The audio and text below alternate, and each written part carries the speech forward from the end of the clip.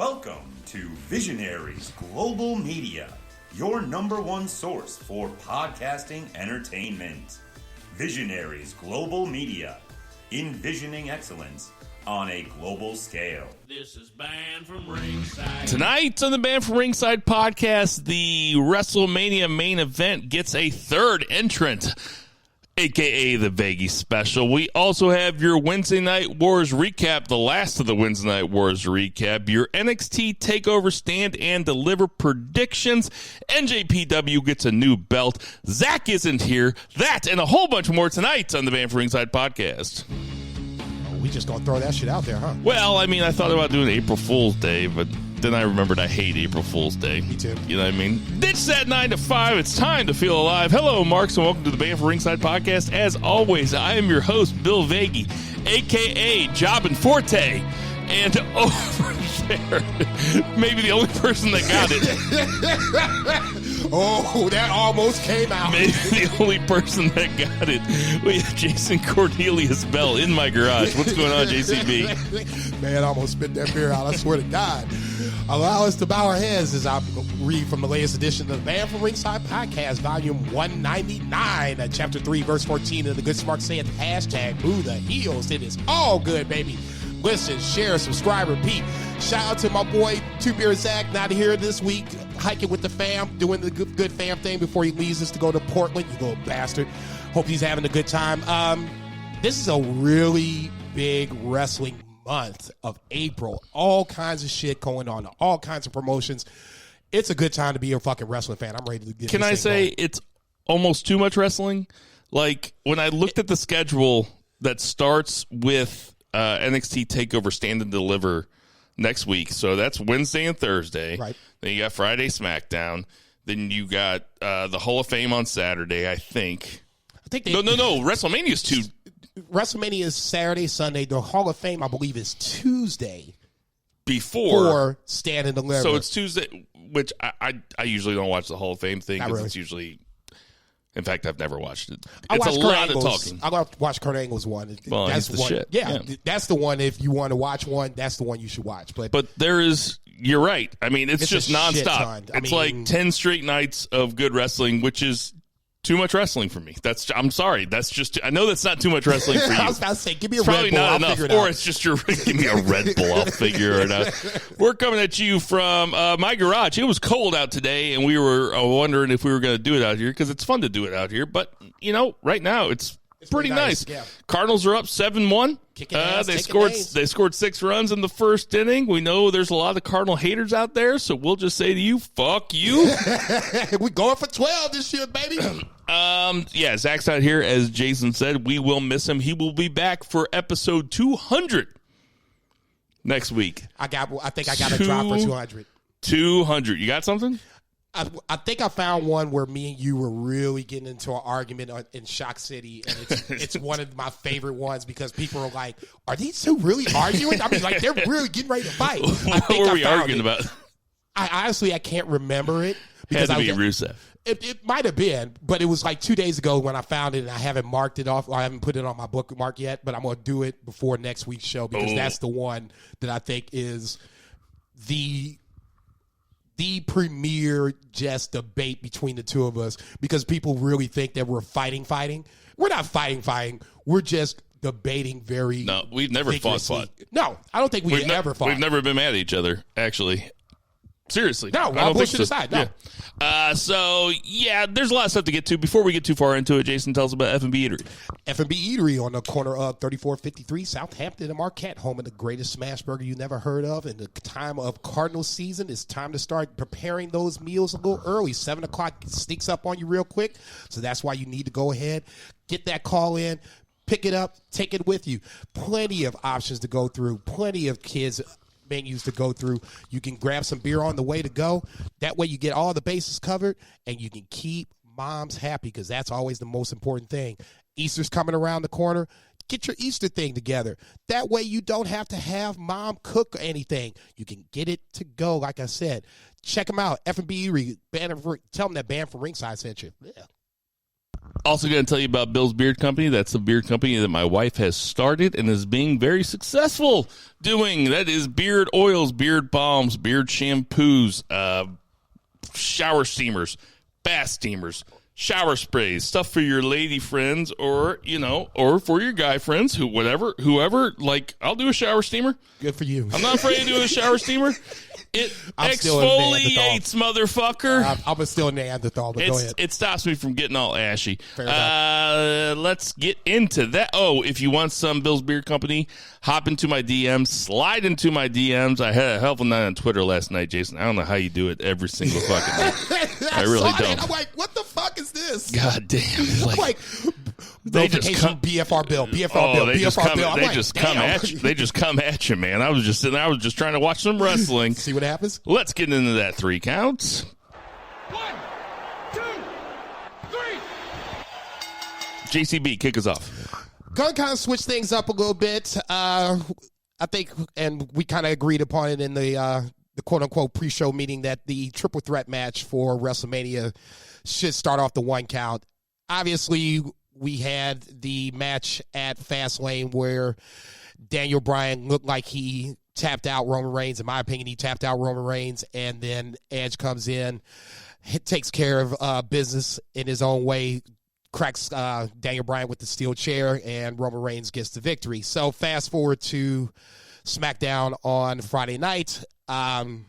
Decent show, not too good, not too bad. Not a huge fan of the Bianca Sasha build, but that's another story for another time.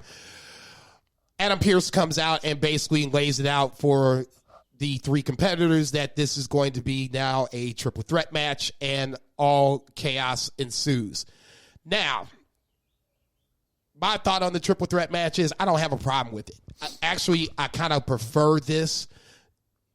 If this is the way they're going to go, my knee-jerk reaction is to have 2 matches, since you had 2 nights, kind of the way they did it with New Japan a couple years ago when you had Naito, Jay White, Ibushi, and Okada. Or kind of the way they did it at WrestleMania 30, where Bryan had to beat Triple H in the curtain jerker to get to the main event. Right. I wouldn't have had a problem with that either way.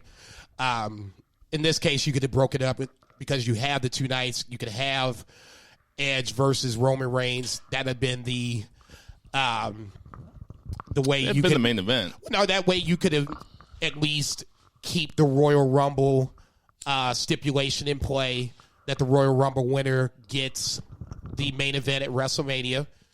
Boom. So now you have that match, and then the winner gets Daniel Bryan, because at least in my mind, I would feel like that was the original main event. So you keep that in tow, and then the winner, either way, Daniel Bryan, especially if it's Roman Reigns that wins, Daniel Bryan has some sort of claim, more so to Roman Reigns than it is to Edge.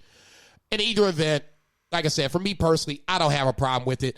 I know we make fun of Bill saying that this is the Bill Vagey special, but this is one of those few times where I think adding Daniel Bryan to this match gives it a little more extra flair, gives it a little more, I guess, just movement in the match. It's not going to be slow plotting. You're going to have Daniel Bryan. There's a couple things going on here. Is that it's going to be a better match. I think so too. I mean, Daniel Bryan's he's a better wrestler than Roman Reigns. He's much younger than Edge.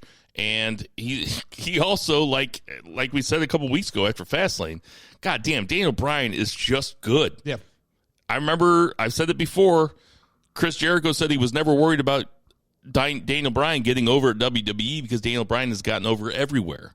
So it's going to be a better match, and not just because of the triple threat thing. If you really want to go back into BFR archives, the triple threat thing came from you guys making fun of me because you guys always thought that I suggested triple threats, and then it just became you guys making fun of me for wanting triple threats, and now I just, now you can just lean into it. I just kind of wear it, But there's also WrestleMania used to be the end of feuds. It's not that anymore. Agreed. It's the beginning of feuds in a lot of times. To a certain degree, yeah. Not all the time, but a lot of times. And you'll have matches at WrestleMania that it's the first match between 2 guys, then they fight for the next 2 pay-per-views. AJ and Shinsuke Nakamura.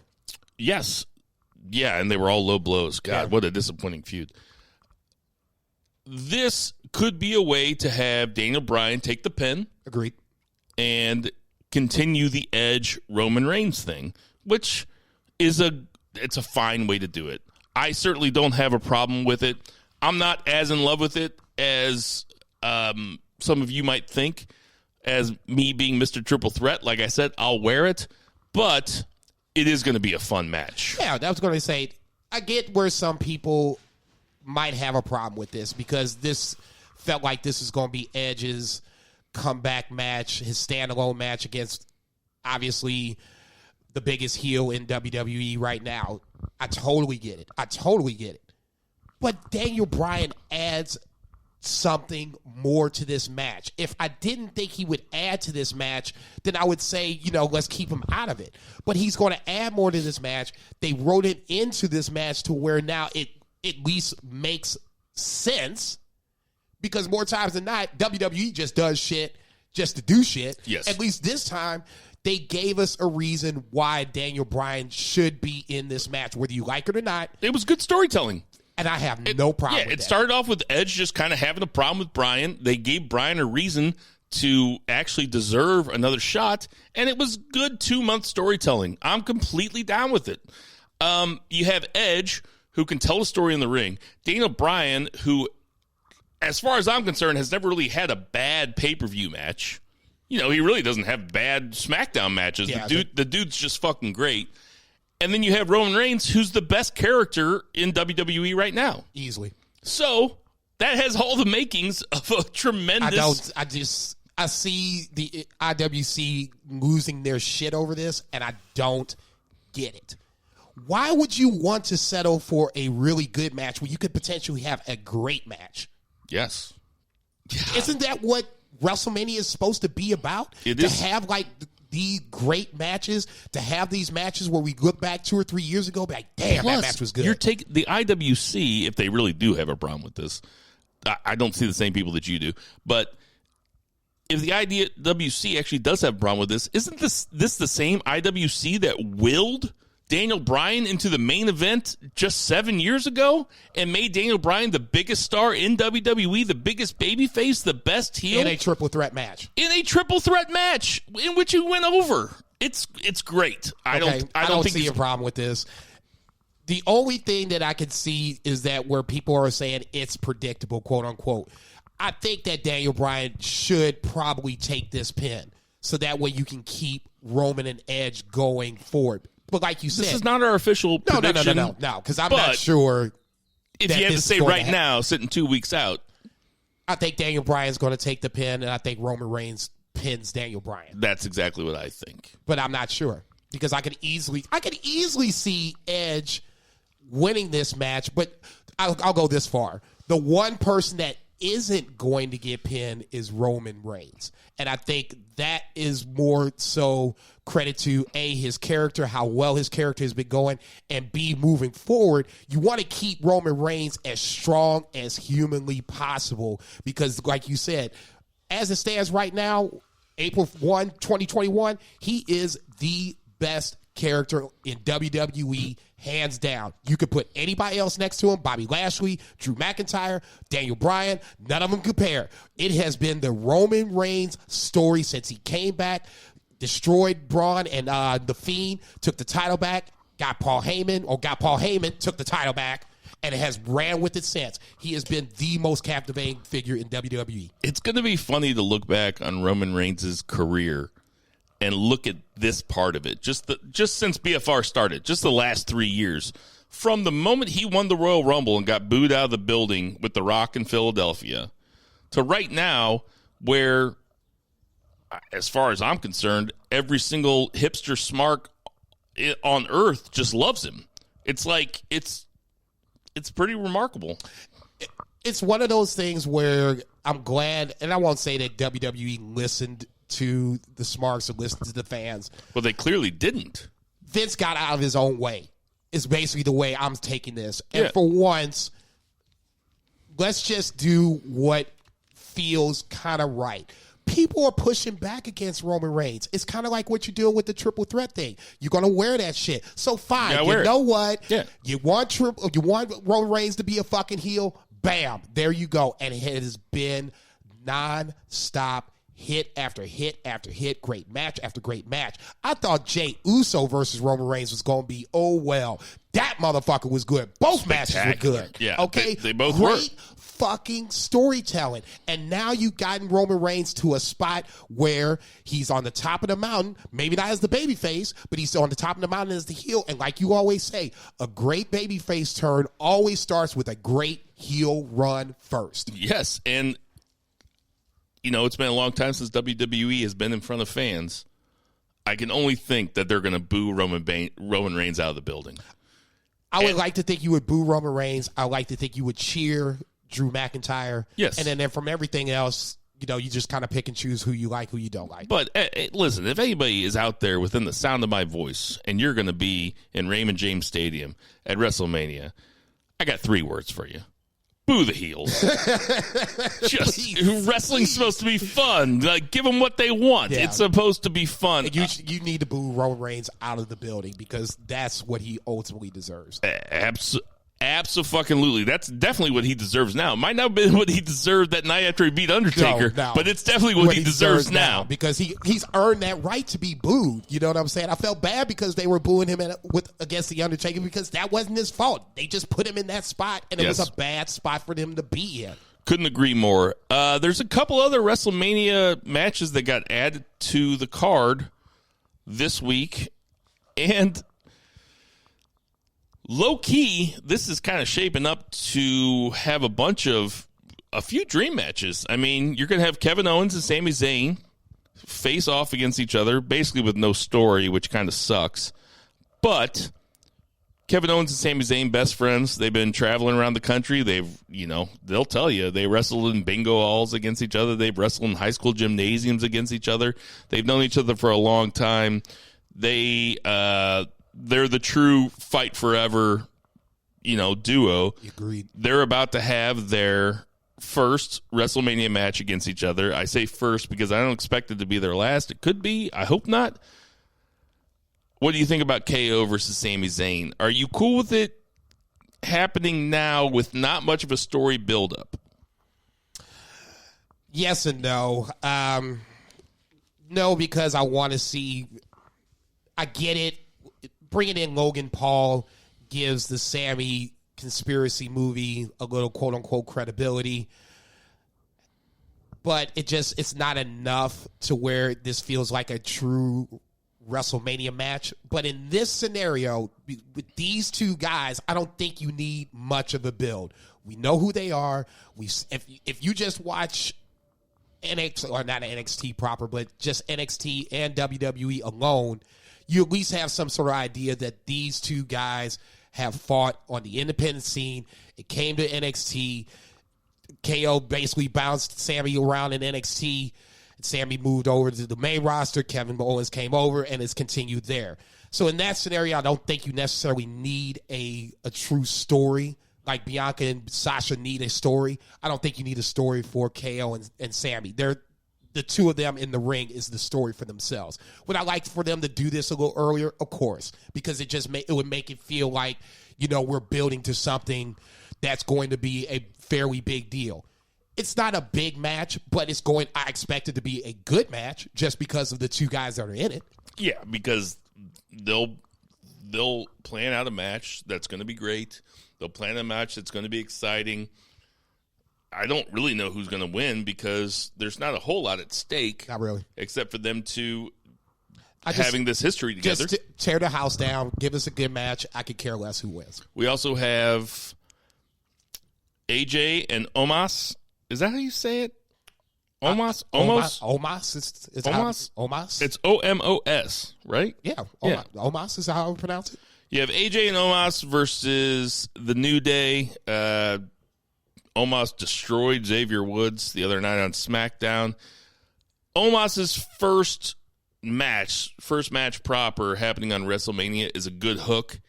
He's a huge human being. Just a massive dude. I think they say he's 7'3". He might be 7'3". Yeah. He is a big motherfucker. Yeah. What do you think about that match?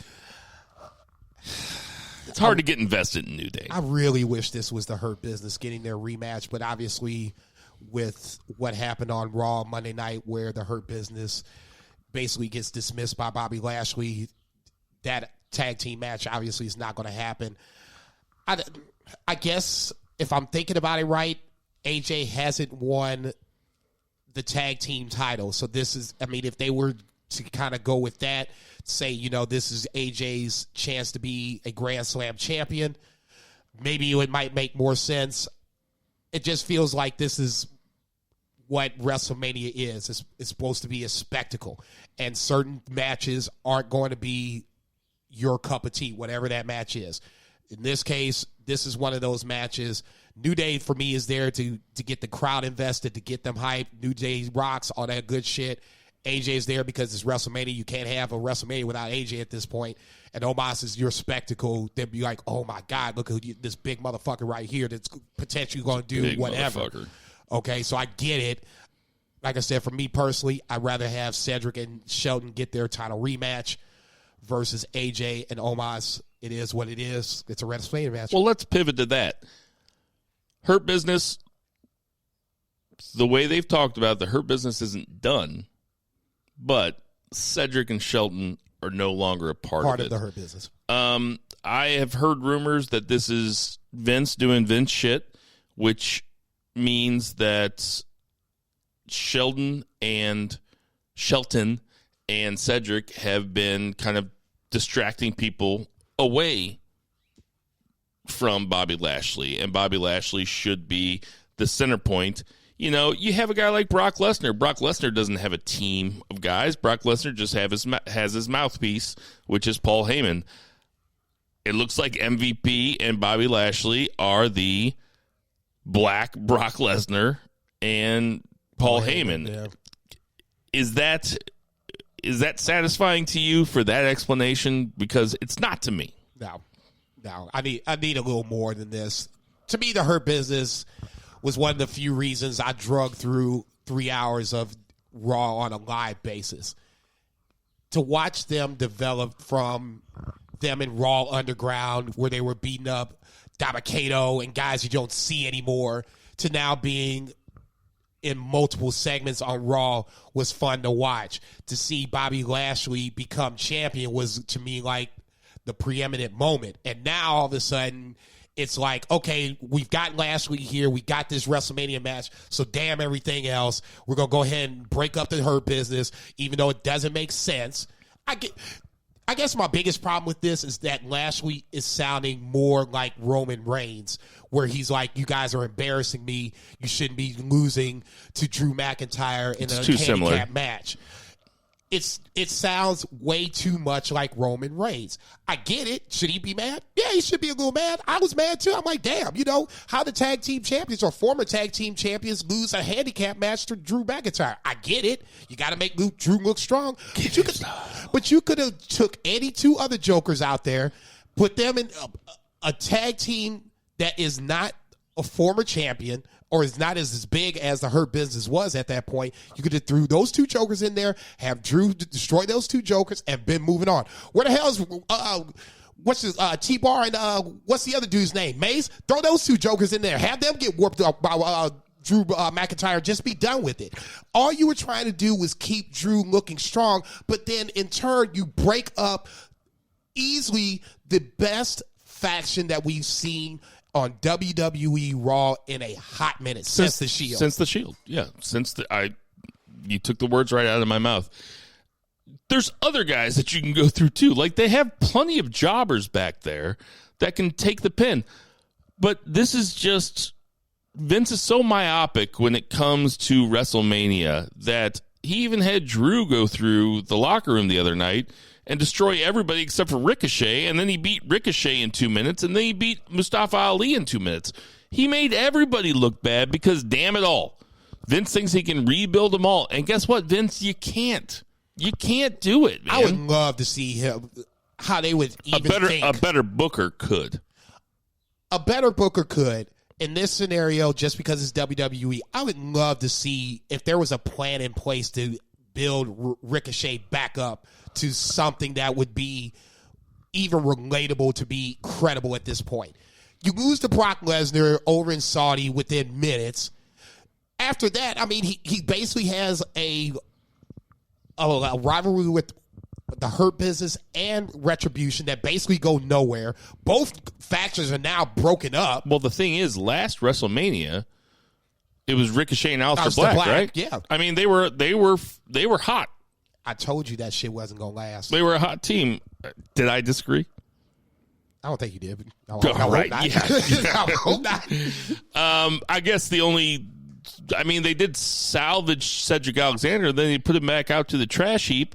I mean, there's a lot of people putting on Twitter, like, photoshops of the Hurt Business, and it's MVP, Lashley, and then Ricochet and Keith Lee. Yeah, that sounds cool, too, I guess. Like, but what was wrong with Cedric Alexander and Shelton Benjamin? Absolutely nothing. Nothing. You know, like Murray, the Murray Man Murray says, Shelton Benjamin might be the most underused wrestler in the history of wrestling. He threw Bobby Lashley on that back suplex like it wasn't shit. Yeah. You just threw down my partner. Get your ass over here. Whee! Yeah, I was like, oh shit, here we go. I mean, it's hard to argue with that because 12 years ago, Shelton Benjamin was Kofi Kingston, and then he got even better. Yes, he was Kofi Kingston. You are so on point. Look, when I think about Shelton Benjamin, one of his biggest highlights is him jumping off the springboard off the top and getting super kicked by Shawn Michaels, or jumping onto a ladder at WrestleMania in a ladder match. That's the one I remember. Yeah,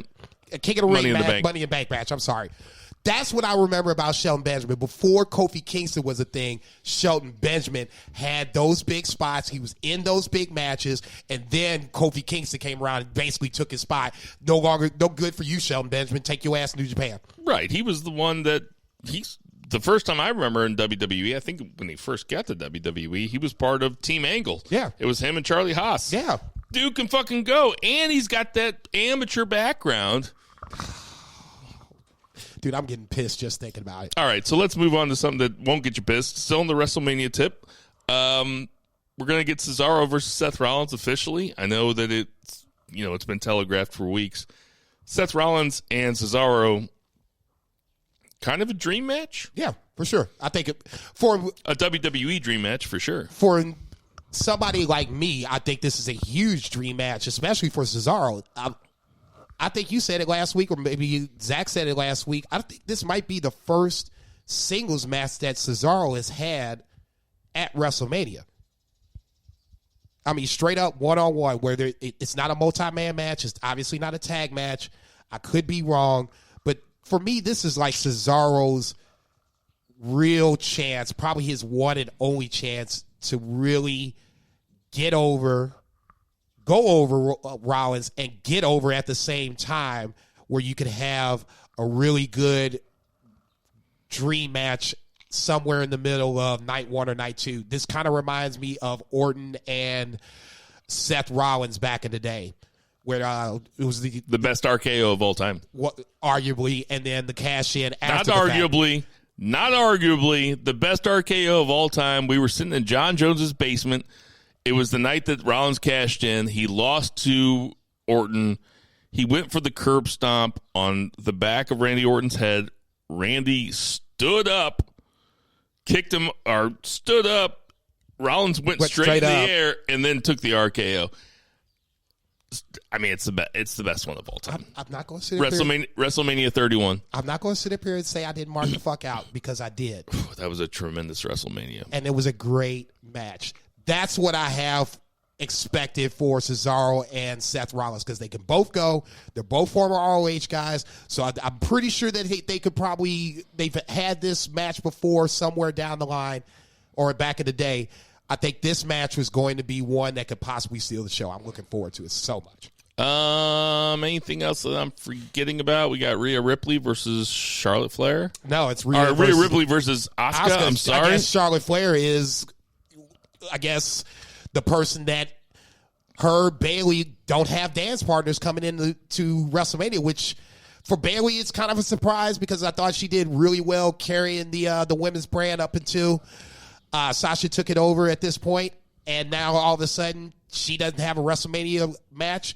I got a good idea. Why don't we replace Hulk Hogan with Bayley as the WrestleMania host? That sounds like a good-ass idea to me, but that's just me. But isn't that just kind of trying to rehabilitate Bayley after all those tapes came out about her saying the N-word and about how she didn't? Oh, wait, that was Hulk Hogan. Yeah. No, I'm always getting them mixed up. So that was Hulk Hogan. Yeah, you're right. Yeah. Bayley and Titus O'Neil would be fun hosts. Yeah, I can think they could play off each other and it would be fun. Charlotte is, to me, more of a bigger issue because it feels like it's two stories going on. One feels like it's really the truth, the COVID story. The other is that she was possibly pregnant while having COVID, which nobody really knows because it's the WWE doctors, and God knows they don't have the best track record in the world. So I guess, yeah, I don't blame you on that one. I was waiting for... Who was pregnant? Supposedly, in the interview that Andrade gave with, I believe it was Fightful.com, he claims that Charlotte was pregnant. Oh, Jesus. Putting that shit on Front Street, huh? Pretty much. Are they still together? Yeah. Oh, that's a bad move, man. I wouldn't have said no shit like that, but if that is the truth, and that was kind of the thing going into, should Charlotte be in WrestleMania? Should she not? COVID is one thing. Pregnancy is a totally different other thing.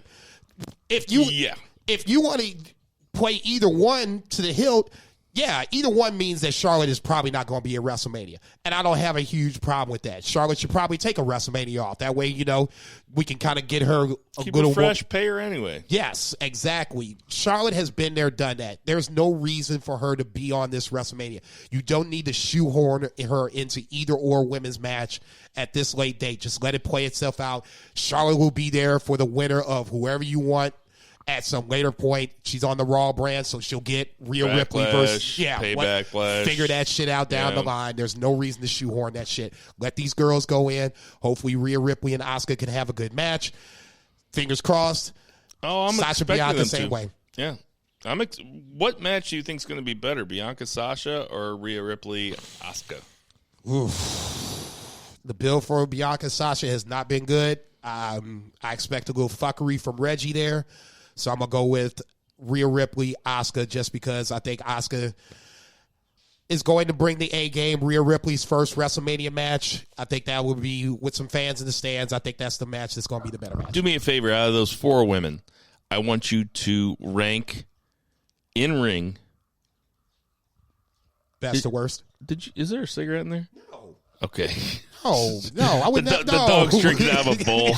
I brought it out as an ashtray for Jason. No, I would never do oh my Reva God, like is she that. drinking a cigarette? No, I would never do Reva like that, would I? So if we have Asuka, Rhea Ripley, Sasha, and Bianca Belair, will you please rank them 1 to 4 in-ring ability? Oof. Asuka 1. I'll go Sasha 2. Ripley 3. Bianca 4. It's no knock against Bianca. She's just a little green. I think her athleticism gives her a leg up on most other people, which is a good thing. But we really haven't seen her have that one real breakout standalone performance just yet, even on NXT. So I would go Asuka 1, Bianca, Rhea, Sasha. I got Sasha last. Sasha can tell a decent story. Sasha can't do the same things that Rhea Ripley and Bianca Belair can. Well, that's like saying that you're asking Chris Paul to do things that Shaq can do. That's not the same thing. No, I'm not asking. No, that comparison doesn't make any sense. It's a small person versus big person. Big person can do. Is Bianca big? You put her next to Rhea Ripley, hell yeah. She's tall and she's got that muscle. She throws chicks around on the regular. Wait, Bianca Belair is bigger than Rhea Ripley? I would say they're at least the same size. Fuck no, they're not. Put them against each other, see what's up. But let's go back to Royal Rumble. Let's go back to Royal Rumble. Yeah, we did. I watched the Royal Rumble with you. I was high as fuck. But they are pretty close to size. No, Rhea Ripley's taller. Rhea Ripley's taller. I would say that Bianca's stronger than Rhea Ripley. Let's go that far. Well, then your Shaq Chris Paul analogy falls pretty flat. How's that? Pretty fucked up, stupid analogy, How's Jason. that? Shaq is one person, strength, size, versus Chris Paul, speed, quickness. Chris Paul being Sasha Banks. Bianca Belair or Rhea Ripley can be Shaq in this scenario. Shaq is two Chris Pauls. And like Rhea Ripley isn't two fucking Sasha Banks. Okay, I mean, we can have a difference of opinion. I can be right. You can be wrong. You might be right. I mean, maybe I'm wrong. I'm sure I'm gonna catch hell from Bo on this one, but that's okay. Any other things you want to talk about because of WrestleMania? No, I think did they have a SmackDown tag title match?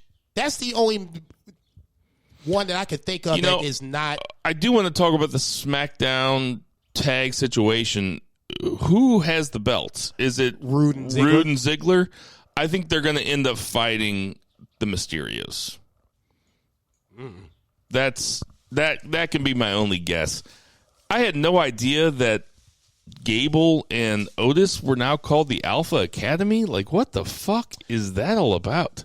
That was where Otis flipped on the Mysterios. I guess it was like now 3 weeks ago. It feels like a month ago.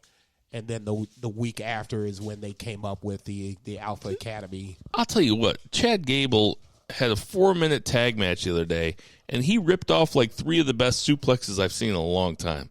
That motherfucker can work.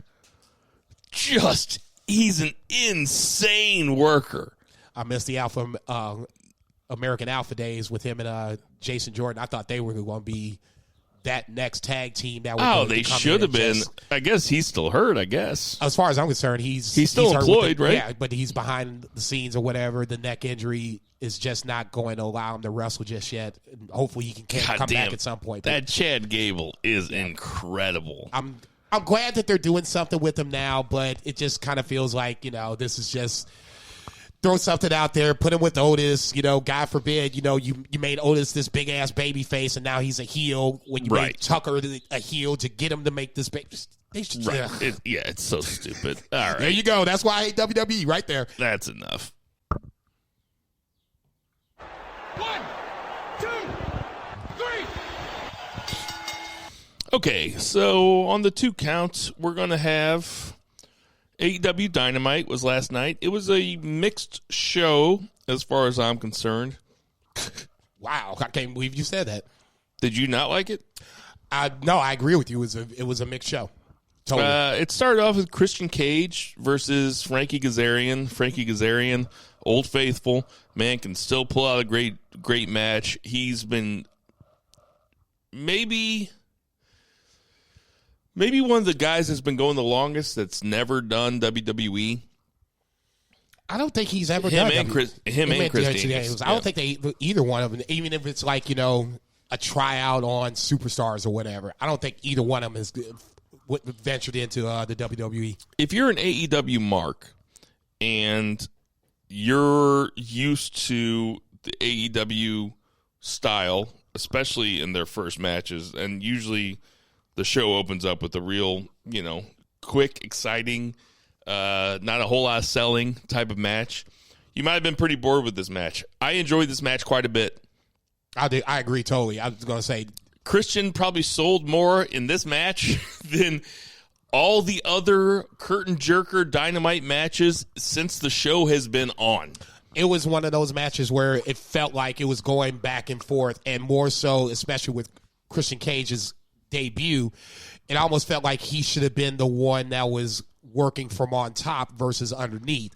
And it felt like more times than not, Christian Cage was fighting from underneath, which is not a bad thing. No, and the announcing team did a great job of putting that over. JR, Shivani, Excalibur, they're all next to Kevin Kelly. I think he's the best. Kevin Kelly 1, Excalibur 2 are my 2 top play-by-play guys. And JR's a lot better announcing a match like this than he is like a Lucha Brothers Young Bucks match. It's in his wheelhouse. It's guys, especially one guy he really recognizes. Yeah, and he another knows guy Kazarian that enough. you know he's had enough of a familiarity with. But he told the story about Cage having ring rust and not being able to do it. It was a 16-minute match, and I thought it was a really good match. It was one of the first things that they said when he came out was this was his first singles match in 7 years. I'm like, what the fuck? I was like, okay, so they're doing the math. I'm like, 7 years? Oh, shit. Yeah, that sounds about right. I mean, he's taking a punt from Randy, and he was in the Royal Rumble and everything, but that makes sense. I thought it was great for what it did. It got Christian Cage on the map where, especially like I said, I expected him to be more, I won't say dominant, but just, like I said, more fighting from on top. So it feels like this is going to be more like the Christian Cage storyline where it's not always going to be pretty. We're going to have to grind out some wins to get us to the Kenny Omega Ultimate match that I think we're going to end up seeing at some point. But Christian Cage is going to be one of those workhorse guys that's going to give you a 15, 20-minute match on Dynamite, 20, 25 minutes on a pay-per-view, and deliver good, solid matches. Also, it's just kind of nice to see somebody selling, like really selling. It's like giving you a chance as a viewer to breathe a little bit, because there's a match that's later on in this Dynamite that is great for a totally different reason. But it was KO and the Good Brothers, Kenny Omega and the Good Brothers versus Laredo Kid and the Lucha Brothers, in which there was no selling at all. None at all. Now, if you could find some kind of happy medium between those two styles of matches, I would be all for it, because, I mean, frankly, I prefer the Christian Cage Kaz type of match, don't you? I like it because, like you said, you had... I mean, I like them both, to be honest. I like both. Yeah. For two totally different reasons. Just to go back to KO, well, Kenny Omega, Good Brothers, and the Lucha Brothers and Laredo Kid, I like that match because it was...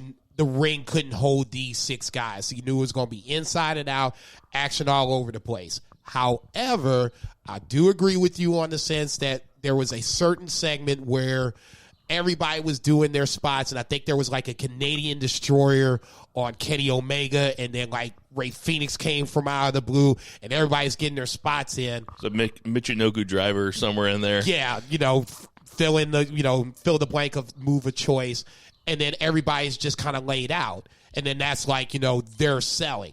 That doesn't work. That for ain't me. selling. That doesn't work for me. A lot of these guys, if you watch the match from start to finish, some of these guys shouldn't have been getting up for that spot because they had taken some damage on the outside or on the inside, whether it's a suicide dive from the Lucha Brothers, from the inside out, or Laredo Kid, springboarding, moonsaulting from the outside in, whatever the case may be. I agree with you on that. I'm not huge on, they need to sell more, they need to sell more.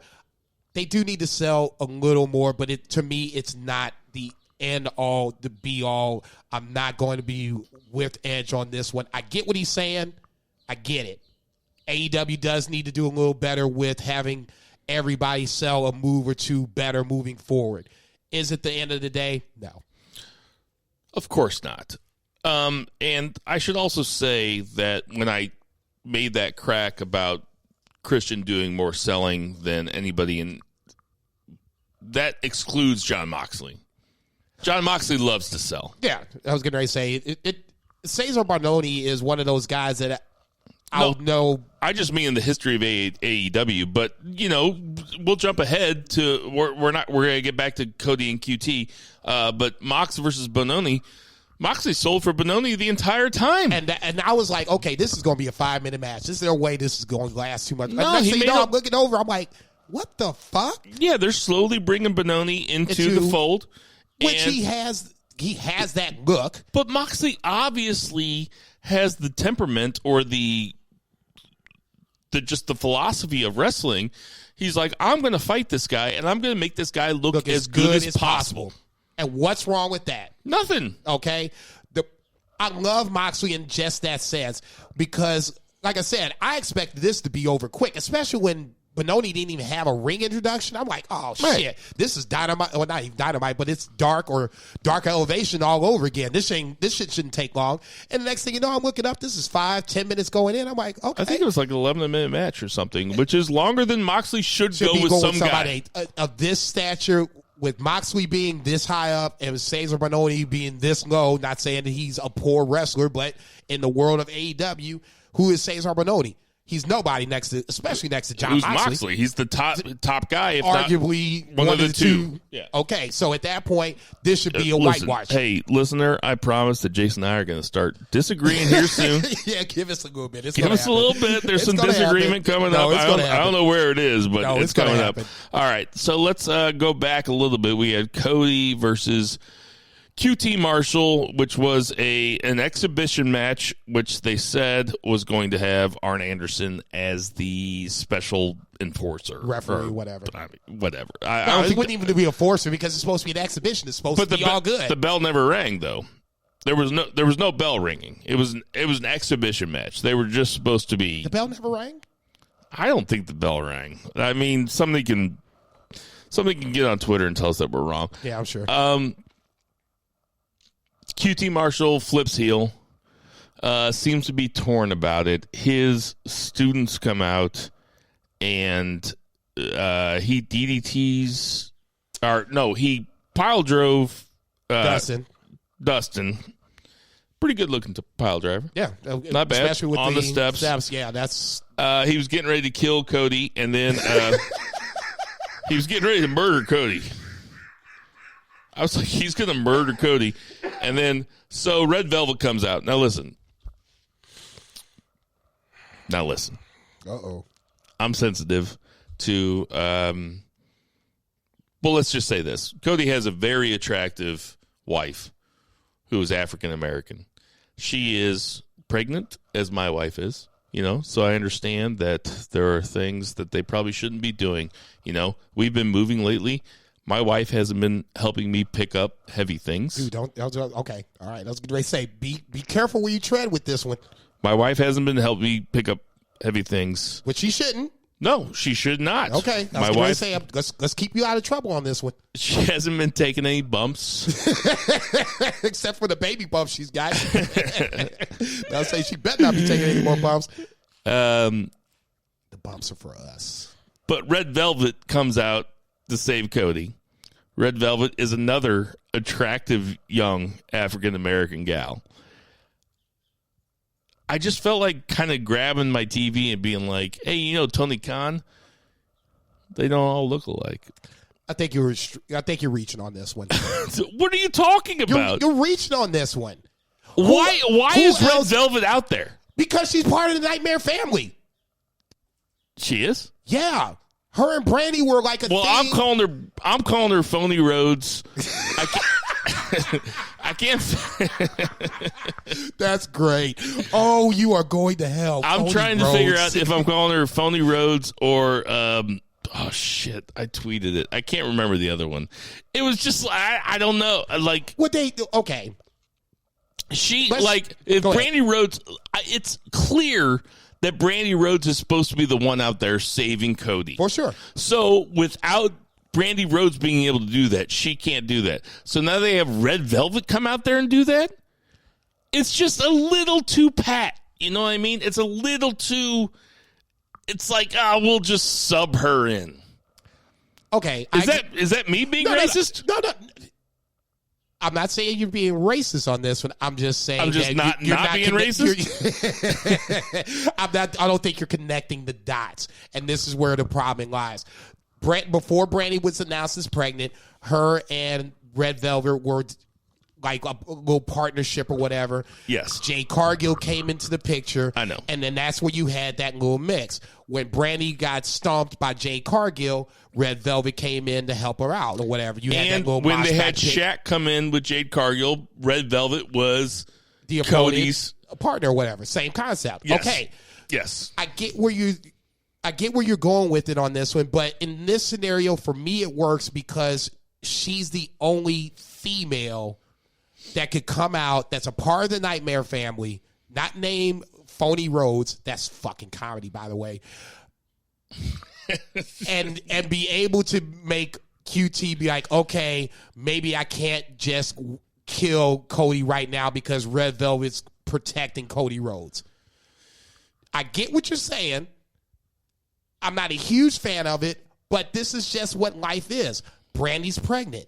So in this scenario, unfortunately, you're going to have to replace Brandy with Red Velvet. At least makes sense because you put that out there beforehand, and now Red Velvet makes the save. Now, maybe this is me being kind of racist. I don't know. But the first thing I thought when Red Velvet came out there is like, that's Brandy Rhodes' spot. Like, that should be Brandy Rhodes. And then I thought, well, couldn't you guys have come up with something better than having an attractive young African-American woman come out and save Cody Rhodes? Like, isn't there a better way to do this that doesn't look exactly like Brandy Rhodes doing it so you don't get the exact same visual? I'm not going to say that you're reaching on that. If I thought like you thought, that would make sense. And for me personally, I just knew in my mind, Red Velvet is part of the Nightmare family. So this made sense. What I was waiting for was a Kylan King to come out, another one of QT's students that was a woman to come out and handle Red Velvet. That's what I was waiting for. Don't get me wrong. The match was good in the sense that it got QT to flip. I didn't think that he was going to punch Double A, but him punching Double A was the best way to encapsulate his heel turn. You know what I'm saying? And then his students, do what they do, whatever. Aaron Solo is not necessarily my favorite. I think Nick Conforto, is the guy to watch out for. That's the big motherfucker that looks like, a straight-up barbarian. That's the dude I think is going to do a lot of fucking damage. But that being said, I didn't have a problem with Red Velvet making the save because, for me, I connected her with the Nightmare family. If it was the Dark Order coming out to make the save, then I would be like, okay, what the fuck is this? Well, I knew that she was connected to Cody. It just seemed... Well, I've already said it. I get what you're saying, and I'm not saying you're off on it. So this is what I said on Twitter last night. I said, we need a clever nickname for Red Velvet like Underfaker. Bogus Brandy? Phony Rhodes? I think Phony Rhodes is the one that's going to stick that's great. So now let's talk. Now that we've gotten all that stuff out of the way, now let's talk about QT Marshall, who actually has his own stable now. Might be a stable full of horses with broken legs, but it's a fucking stable. It's all young guys. I guess that's the ultimate problem with that. So are they going to be a jobber stable? Are they going to be 3MB? I hope not. I mean, I'd be fine with that. I just don't know. I talked about this a couple of weeks ago. Why does AEW have so many fucking stables? Okay, and I saw this on Twitter today, and this is the best way that I can come up with stables, the explanation of why the AEW has so many stables. It's like I have a certain group of people that I call my circle, my closest fucking friends. You know what I'm saying? They got dirt on me, I got dirt on them. Let's just call them my faction. You, as Bill Vagey, have some of your closest friends. You got dirt on them, they got dirt on you. That's just your faction. Everybody has a faction. It's just your little circle of friends, the friends that you hold closest to yourself in your heart, that you would be able to trust if you got yourself in some shit. That's your faction. That's, to me, what this is. Is there a lot of them? Hell yeah. But that's the way I'm interpreting this. Everybody has their group of friends that they trust. They're just putting these groups of people together. In the sense of Inner Circle versus Pinnacle, you're starting to see how the factions are supposed to work. Now you're going to hopefully have spinoffs from that feud where you would have, obviously, MJF and Jericho. Hopefully you would have Shawn Spears and Sammy Guevara. You would have the FTR and Santana Ortiz, and then you'd have the two big men. That's the way I would like to see factions kind of work the way that NJPW works factions. Okay. Yeah, that's the way the NJPW works factions, but not everybody is there for all the schmazes, every single schmaz that happens on AEW, and it happens every week. And I got accused of being an AEW mark last night. I'm not an AEW mark at all. I don't feel like I am. I love AEW. Who was the person that gave the A on the AEW's first year? I am. Well, yeah, me. But that's because I'm a realist. There are, this is the second time I'll mention him. Lucha Chris. Murray, the Murray Man Murray. Sorry, they're the same person. Right. He always said he loves factions. He wants more factions. There's not enough factions in WWE. And since he said that, and since he moved back to Kansas City, we've been in faction central. Man, it has been faction. It's in fact, I would say that AEW is doing a faction overreaction to WWE because there are so many fucking factions, man. Just because WWE can't do it right doesn't mean that AEW shouldn't do it at all. They're not just not doing it at all. They're doing it. Everybody's in a faction. There's no lone wolves. There's not a single lone wolf. What's John Moxley's faction? Except for John Moxley. Okay, thank you. When I say there's not a single lone wolf, of course there's some lone wolves. Obviously, there's Dolph Ziggler's little brother, right? Who's now with somebody. Yeah, I was getting ready to say they're in a faction too. I get what you're saying. There's a shit ton of fucking factions, but if you do it right, now you can start making this shit work, where you can have a bunch of other matches rolling through these factions. As far as I'm concerned, right now, it's not even faction versus faction. We're just putting these factions together, and now you can start to make this shit work. Inner Circle versus Pinnacle is going to be the blueprint of how you can make this shit work. Okay, what do you mean? Ugh? Let's move on to that. Pinnacle versus Inner Circle. Pinnacle, they had a segment last night where he was going to give them their own, what was it? Hairstylist or it was like tattoo or something? No, it was like, fabric or whatever, Oh, it was going to be their own stylist. That's funny. Why not let that breathe for a week before you have Inner Circle come and attack them? Because now Inner Circle got the better of Pinnacle. Pinnacle's a brand new goddamn faction. So why have Inner Circle go over them? Or not go over, but why have them beat them up? So if you wait a week, it's not. Is it that big of a difference? Ultimately, we knew this was going to happen.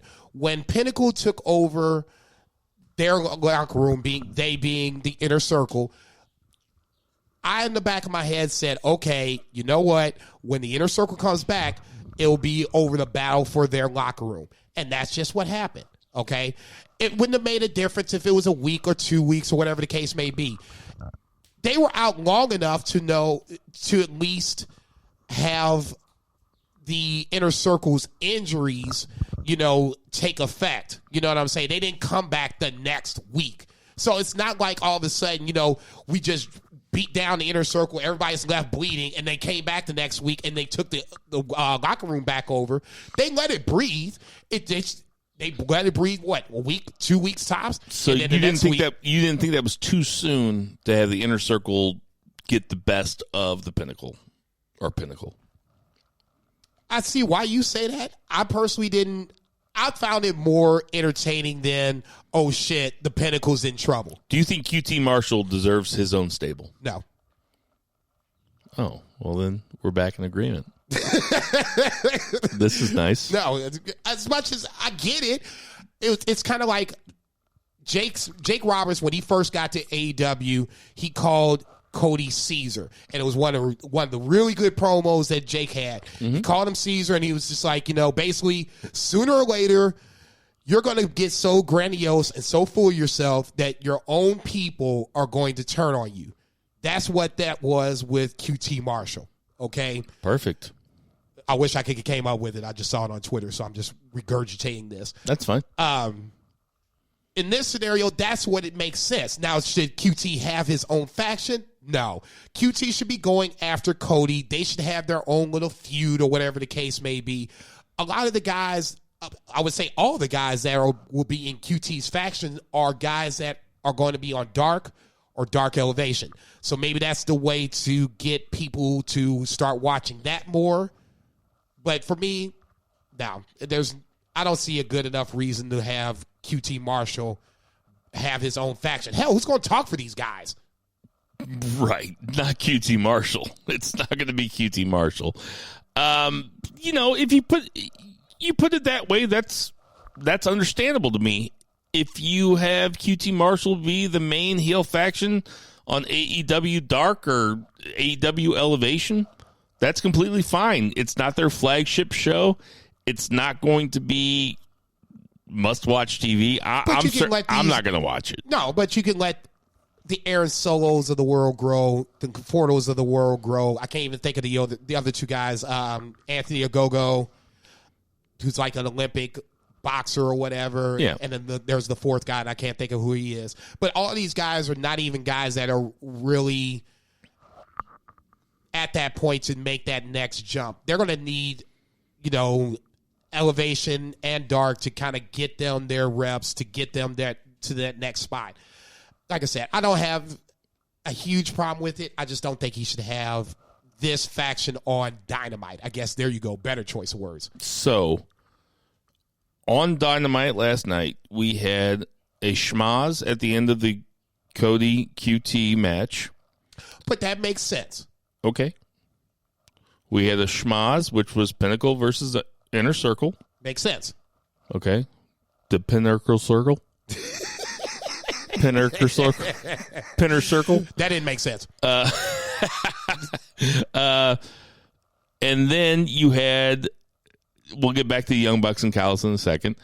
We had Kenny Omega and the Good Brothers, Laredo Kid, Lucha Brothers, which is not necessarily a schmaz because it was all taking place within a match, but it's a lot of guys out there.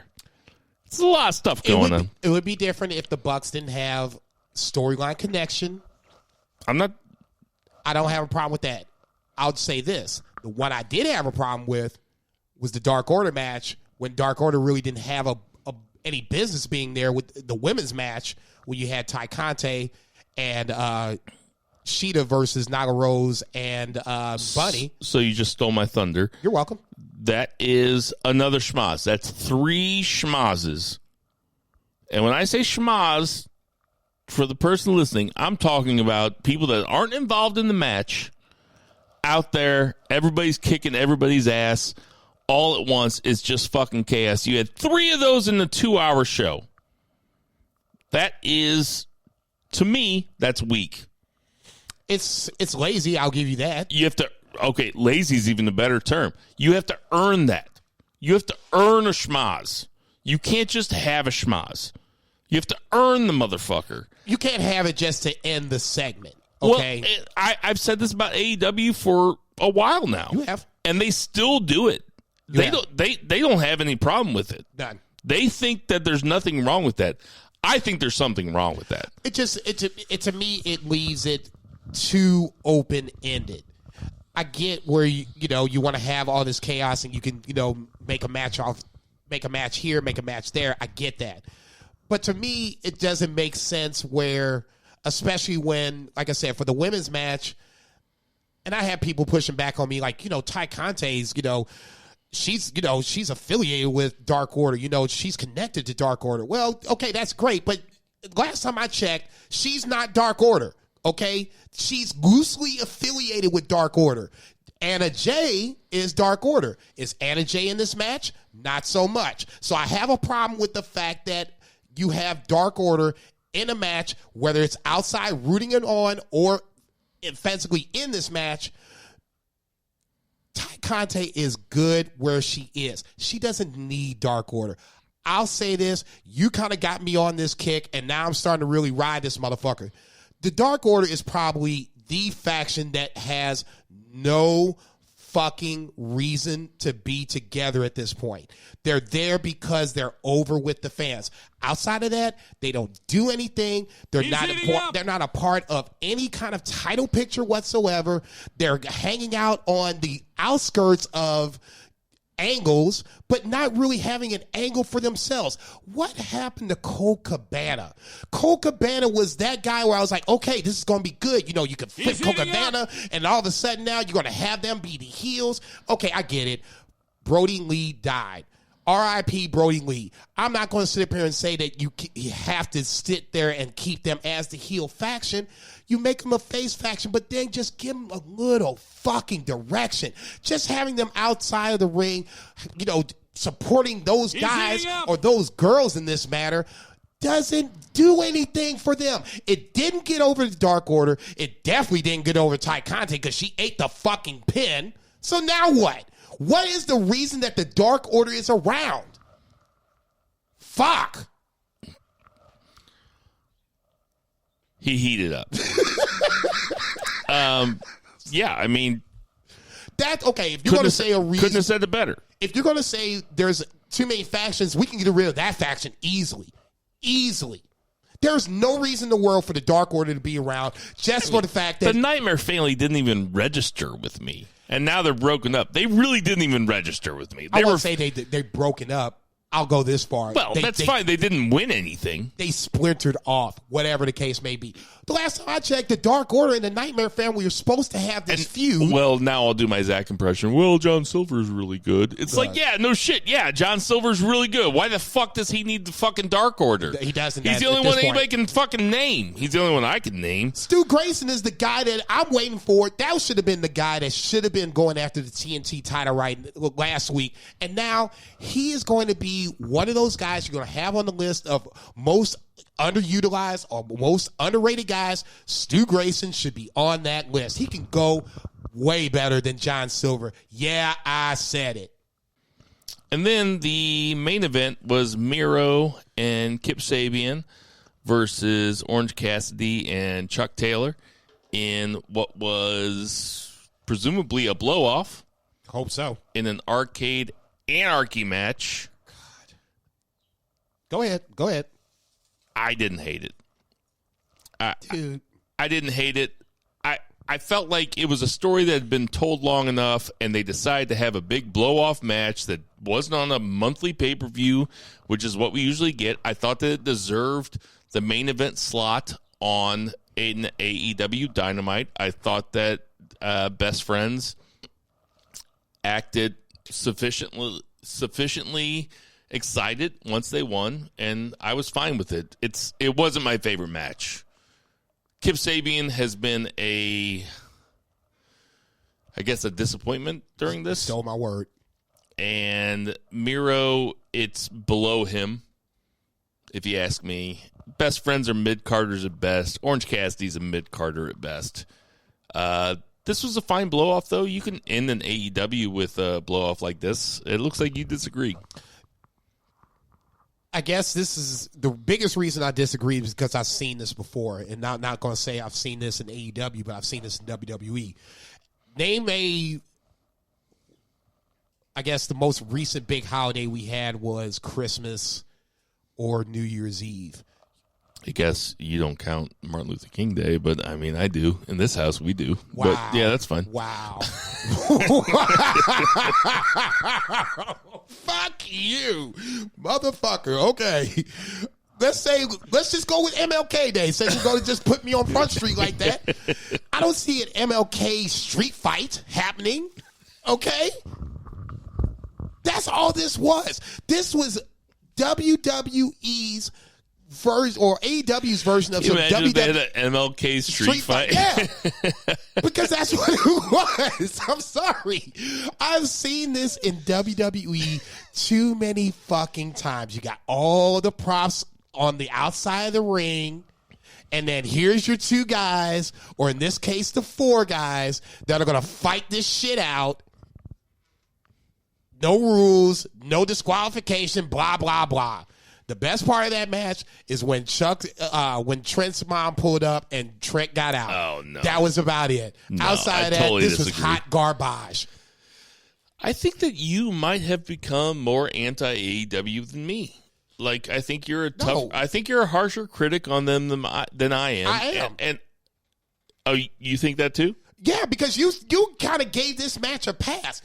Dude, This match is any other match that you would have seen on a Christmas Day edition of SmackDown. No. Yes, it is. Yes, it is. It lasted much longer, and it was had much more action than they have on so WWE Miro picks shit. up the Mortal Kombat machine. Give me a fucking break. All right, that was dumb. Okay, thank you. That's what Well, I'm that was talking dumb because about. he picked it up, and you could see on the screen it just said tokens. Like, dude, come on, man. That's some WWE shit. Nah, I didn't. Come on, man. Don't give this a pass. Don't give this a pass. We can go in there right now. I'll give it a pass. And fire up the WWE network. I'll give it a pass. You can go to last few months of at least Raw or SmackDown, whether it was the Christmas Day or Christmas, New Year's, Thanksgiving, Valentine's Day, whatever. Same thing. Yeah, they have all sorts of stupid gimmick matches. Of course they do. This was Yes. the same thing. It was just based around the fact that Miro and Kip Sabian love video games. Wrong. So you had all kinds of video games running around. Wrong. Because when WWE has those matches, they just have them out of the blue for no reason between people that don't. Between wrestlers, hold on. Between wrestlers that have no reason to fight each other at all. This match, which listen, the only reason I'm going to bat for it is because you're saying you hate it so much. This match was at least a blow off to a months long story between the best friends and Miro and Kip Sabian. Kip Sabian, I'm on record on this podcast being like, I don't get it. I don't get why everybody likes him. I think that this is a weak introduction to the AEW universe for Miro, a.k.a. Rusev. We agree upon that. Yes. Best friends have always just been kind of lukewarm to me. Orange Cassidy is funny. They've completely taken all the piss out of him. And you know what? That's not necessarily their fault because he needs a crowd. Yes. And we have talked about that before. Not necessarily his fault. He's Velveteen Dream. He needs a crowd. Even more so than Velveteen Dream, he needs a crowd because as good of a wrestler as he is, his shtick, which is barely hitting guys and barely kicking guys and having the crowd go nuts when he barely...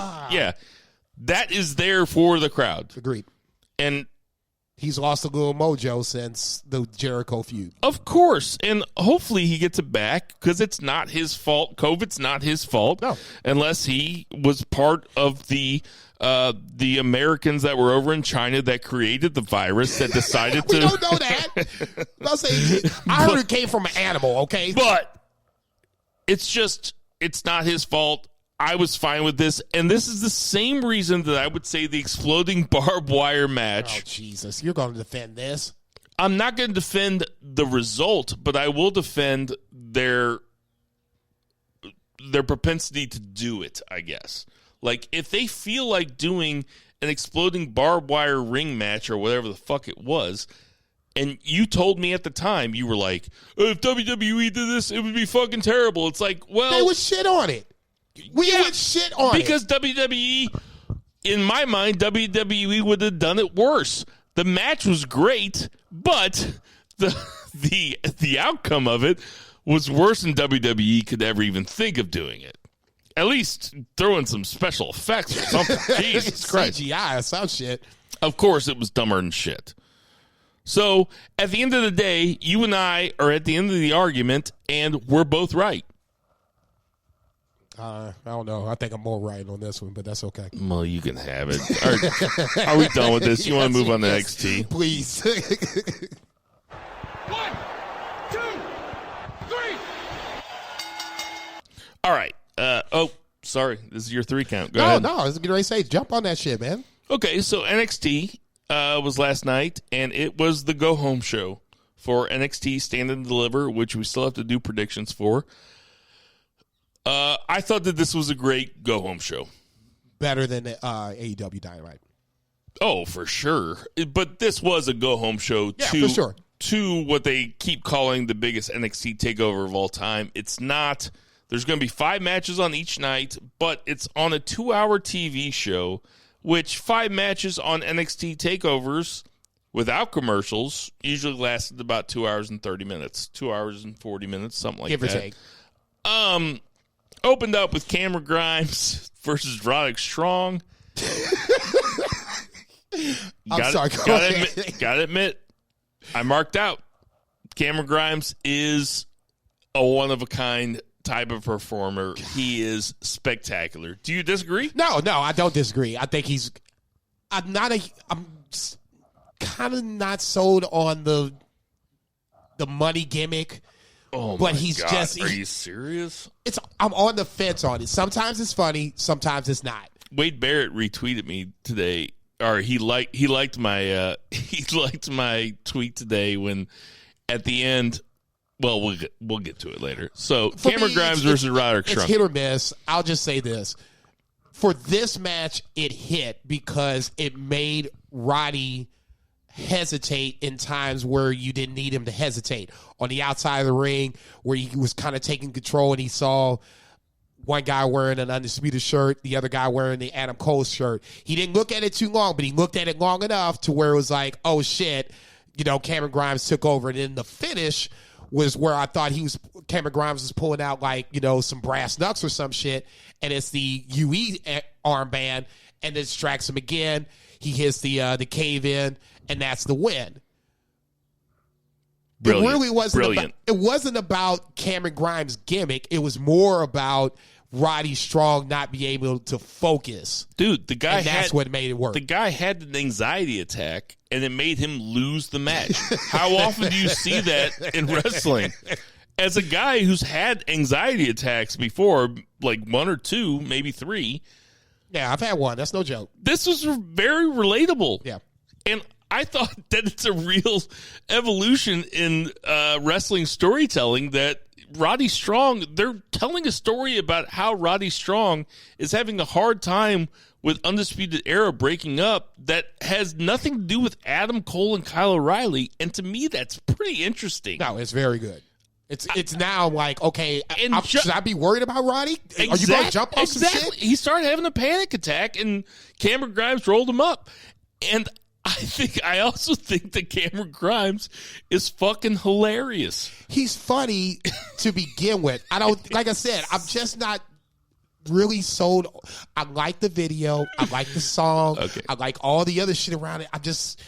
It feels too much like DiBiase. I want him to be just Cameron Grimes. Fair enough. There was a Karrion Kross vignette that came up next that was really solid. Then we had Santos Escobar do an open challenge. Tyler Breeze answers the challenge. I think sometimes people forget how good Tyler Breeze is in the ring. Thunder. He is. Before WWE, before NXT was like this big thing and its own brand, Tyler Breeze was that dude. He was that dude, okay? At least 2 or 3 times I thought he was going to be the champion. Where they went with Neville or Sami Zayn, whatever the case may be.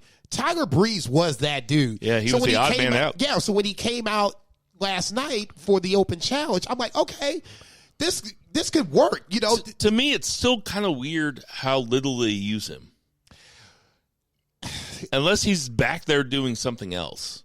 To me, it's still kind of weird how little they use him because he's lost the weird surfer boy accent thing that it's the Prince Pretty gimmick or whatever. Santos is obviously great. No, without question. I just think, just going back to Tyler Breeze for 30 seconds, if he wasn't paired with Fandango and they weren't the tag team, I would really have a problem with him not being used as much. Right now, it just feels like Breezango is Breezango, and without Tyler Breeze, there's no Fandango, and vice versa. I would be lying if I didn't say that I was waiting for Fandango to come behind Tyler Breeze just to be at ringside, to kind of even the odds a little bit. Even though Legado del Fantasma didn't have anything to do with this match, Escobar goes over Queen, which is perfect. Yeah. Okay, you keep him as strong as humanly possible going into this match. Devlin cuts a promo from the Jumbotron. Whatever. I mean, it's a match I'm looking forward to. I'm definitely looking forward to this match, and I would be lying if I said I I'm not rooting for Jordan Devlin to win. I'll be honest, man. Like, I am not looking forward to takeovers with commercials. It's just not the heyday. No, there was a heyday of this shit. I agree. I wish if they're going to do it, let's do it right. Make it a normal takeover. There's still I won't say that there's the WWE network anymore, but there shouldn't be any commercials. You said you're rooting for Santos versus Devlin? I'm rooting for Santos over Devlin. Oh, me too. 1,000%. Next up, we had Hartwell and LeRae versus... I didn't write... the former Priscilla Kelly. I didn't write it down. And some other jobber. And it honestly, it doesn't matter because, it basically sets up... That's why Jason's on here. It basically sets up the tag team title match for Stand and Deliver. Indy Hartwell... Ember Moon and Shotzi versus Indy Hartwell and Candice LeRae. The way. Indy Hartwell, I think, is an interesting prospect. She's got the height. I'm not saying that she's going to be the next coming of anything, but I will say this. She's got a decent little moveset, and her springboard elbow drop to finish that match was very nice. Totally agree. We're going to have predictions later. Yeah. So we'll save it. Lay off the Moon and Shotzi stuff. Io and Raquel Gonzalez had a thing backstage. A thing. Then they had Adam Cole and Kyle O'Reilly vignette that was money. Man. Like, if they showed that shit on, if NXT could pay for that shit just on a regular cable channel, that was just like a 2-minute thing of why Adam Cole and Kyle O'Reilly want to fight, that's how good that stuff was, people would buy it. People want to be like, I want to see these two guys fight. That's how well put together that shit was. And that's why I was saying last week, and I'm going to double down this week. This should be a main event match. I'm sorry. Just to jump back to Io and Raquel, because they're the main event. Is it not the main event of It's of the night co-main event of night 2. No, that should be the main night event one of night 1. Yes, I agree. Okay. It's not for the belt, so it shouldn't be the main event, but it should be the main event of night 1. What's the main event of night 1? Io and Raquel Gonzalez. Yeah. Okay. I didn't have a huge problem with it last week. I got a huge problem with it this week. It took 4 fucking segments to really get over Io and Raquel Gonzalez. It shouldn't take 4 segments. Raquel beat her down for 3 segments, threw her through the wall before Io came out to finally get over on Raquel Gonzalez. Yeah, but that's not the way I would look at it. Dude. The Undisputed Era has been the dominant faction for close to 4 years. Right. 4 fucking years. Yeah. You're going to tell me that angle is not bigger, not more important than Io versus Raquel Gonzalez? Of course it is. Well, of course it is. That's all I'm saying. No. There has been time invested into this. This is what we wait for when heel factions break up. To me, honestly, that's bigger than Balor Cross. I wouldn't have a problem with that either. The belt should always be top. Fine. You have the belt for night 2 on top. Well, then I would have this as night 2, the match before the main event. That's what it is. Cole, for night 2, you have the main event, obviously, for the title. Yes. The match before that, the co-main event, is Adam Cole versus Kyle O'Reilly. Yes. So now my problem is this. I get what you're saying, that championship should be the main event. For this scenario, I'm sorry, Adam Cole versus Kyle O'Reilly is borderline a blood feud. It should main event over Io and Raquel Gonzalez. Dare I say, almost over Balor and Karrion Kross if it didn't have the title for it. So let me ask you this, though. If obviously they're putting well, not obviously, but they're putting Io and Raquel Gonzalez as the main event on number 1 because it is a title feud. Match. Yes, and it's the women's heavyweight title match. Fine. Which I get. I get it too. You want to tell me this is... Are we far enough past the... I'm not going to use the word because I hate the word, but are we far enough past trying to make this stuff... Man, I know where you're going with it. There's no way for me to say it without sounding like a sexist. And I don't want to sound like a sexist because the women have as much to bring to the wrestling world as men. Okay, you can stop right there. Can we? Which one would you? They want to put Io and Raquel Gonzalez as the main event in night 1 because it's such a big deal, and it is a big deal. Are we far enough into? Have we made women equal enough in the wrestling world to where we can push them back off the main event of night 1? I guess that's what I'm saying. Yes. Do you see what I'm saying? Yes. And I see what you're saying, number 1. And number 2, yes. This Io and Raquel Gonzalez is not Bayley and Sasha from, because Raquel Gonzalez isn't as big. Right. Yes. Okay. She is not as big a star. Io versus Tony Storm. Okay. Bayley. Okay. Now we might have... That would have been cool if they would have brought back Bayley. Now we would have had a problem with pushing it back. For me, it needs to be the match before Adam Cole and Kyle O'Reilly because, like I said, that to me is the angle that's the best story going in NXT right now. Zia Lee comes out and ends up destroying a bunch of people.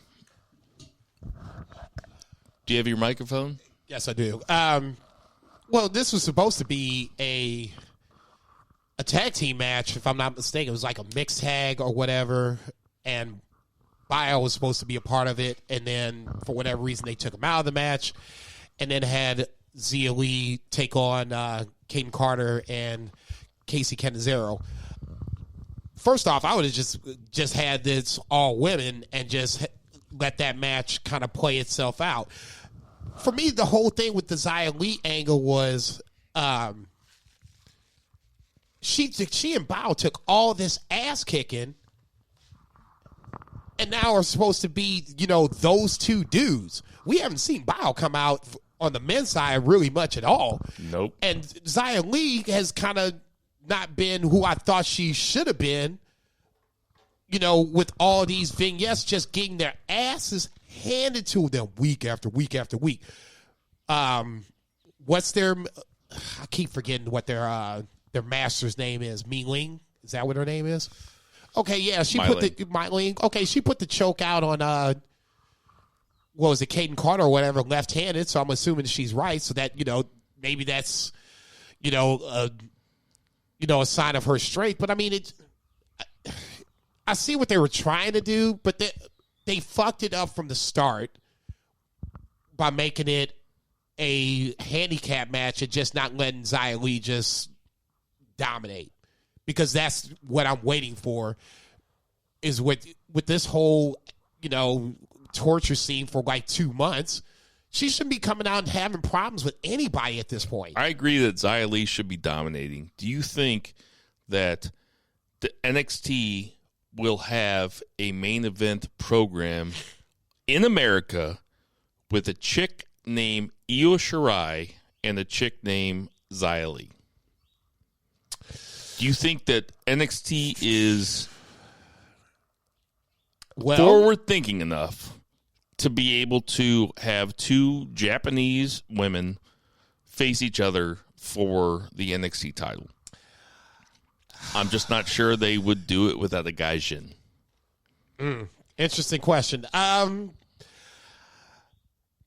Without giving away, and I don't think I can do this without giving away my prediction, I'm going to say, I'm going to say yes regardless, and it still doesn't give away the prediction. I think NXT is different from WWE. I think we've seen that before. I think we're going to see it more so once they get to Tuesday nights, which we haven't talked about yet. I think that NXT has had the better build for the the 2 nights shows that are going to come up here next week. And if I had to have confidence in one brand or the other, yeah, I would. The only reason I would say that WWE might beat them to the punch is because if Io Shirai moves up to the main roster at any point, I'm not saying it's going to happen on this WrestleMania weekend, even though this is usually the time that it's supposed to happen. I would say WWE might beat them to the punch because I would expect Io to move up at some point in 2021 and then have her and Asuka meet for the title. They should have did it in NXT, and it didn't happen. I can see it happening on the main roster. That's interesting. Last up on NXT, we had the Battle Royal for the Battle Royal to get to face the gauntlet. To get to face Johnny Gargano. God damn. To get to face Johnny Gargano on night 2 of NXT Stand and Deliver TakeOver. LA Knight ends up winning. Okay, no problem with that. I didn't have a problem with that. My biggest problem is, I guess, it's too convoluted to get to where we need to get. I love Impact on Tuesday nights, now moving to Thursdays. I think it's one of my favorite shows. I look forward to watching it every week. But one of my biggest criticisms with Impact is that they make shit way too hard than what it really needs to be. Okay? This is one of those times where they literally had to do a whole list of these were the rules. Here are your 11 guys, 12, not including not Adam Cole, I'm sorry, but Roddy Strong. Lots of rules. With who decided to walk off on this shit. Okay, so it's a shit ton of rules. So you had to first watch for these first 5 guys to get eliminated. So then you have these 6 guys. So these 6 guys, if I'm not mistaken, it's obviously LA Knight, Dexter Lumis, who basically sat in the corner of the fucking, god damn it, Dexter Lumis, LA Knight, Bronson Reed, Leon Ruff, Swerve, and Cameron Grimes. Those are your 6 guys that are in the gauntlet match for next week. So the first 2 guys that get eliminated would be the first 2 guys that have to start the gauntlet match. That's Swerve and Leon Ruff. The guy that wins the Battle Royal comes into the gauntlet match last. I mean, goddamn, how much shit do I have to remember just to get to the gauntlet match? And also, the first 2 guys that get eliminated are the guys that are going to face each other, which is Pete Dunne and Kushida. No, they have their own match now.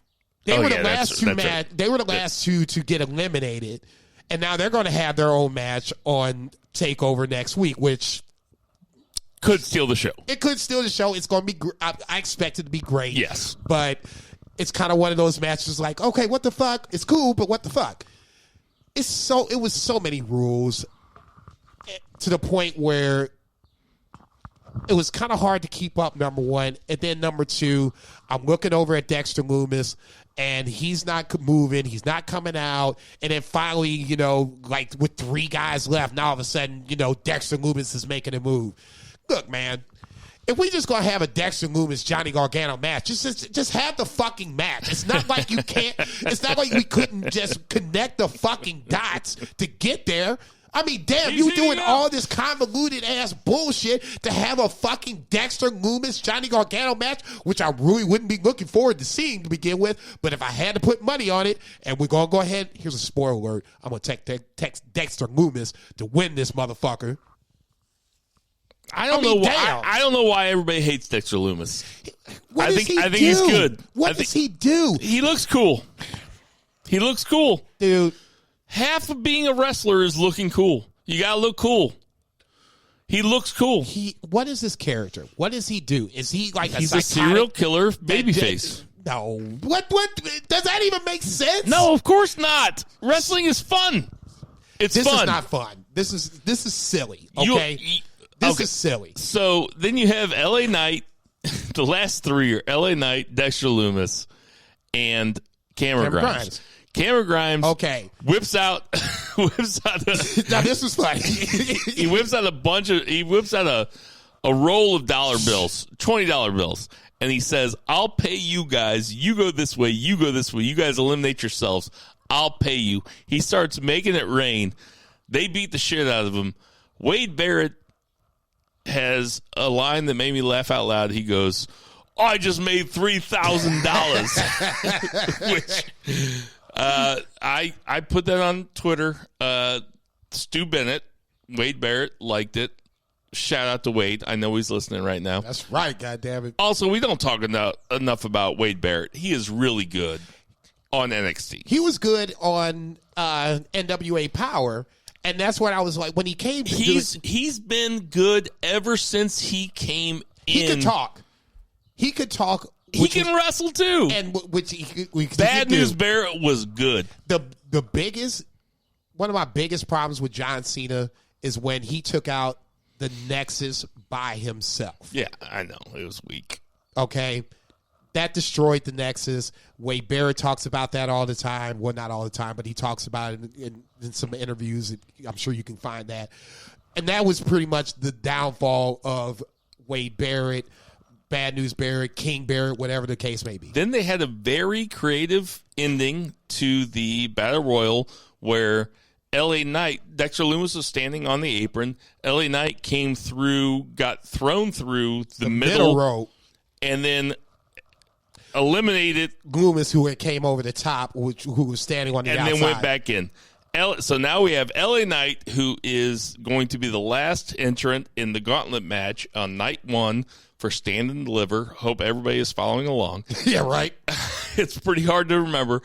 And then Gargano starts talking shit to LA Knight, and Gargano calls him La Knight, which is one of the fun. So funny. Between that and him quoting Edge, he was like, on this day. Oh, when he was quoting Edge, too. No, he was quoting this theme music. I'm like, dude, I'm on the fucking ground. Johnny Gargano, who was my Wrestler of the Year a couple years ago, and I think he was Zach's, too. Same bet. Him being the comedic chicken shit heel is something I didn't know he had in him. He is unbelievable as the chicken shit heel. The finger poke of doom. Oh, when they talked about it. Oh, that's going to kill the business. Wait, I thought I was going to kill the business. Oh, the business is still fine. You know I don't like shoot stuff, but that was funny.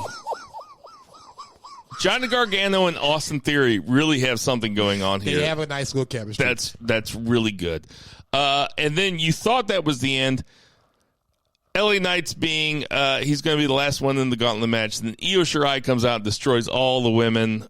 I'm not really sure what the point of that was. For her to finally get her, one up on Raquel Gonzalez, even though Raquel Gonzalez had bounced her around for 3 different times, once through the wall the last time. That should have been it.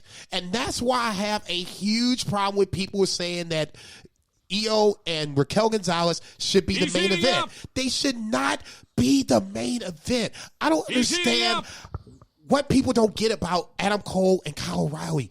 These are brothers. It would be like me and this man over here. I've known him damn near 20 years. And then for whatever reason, all of a sudden we decided Jason's this big asshole and I've been holding Bill down. And now we got to get it on. You think you'd be the heel in the match? Yeah, totally. Me versus you? You think you'd be the heel? Totally. Nah. Totally. No. Don't get it twisted. I'm the heel in this scenario. Do you see the way that people talk to me on Facebook or on Twitter, I mean? Do you see it?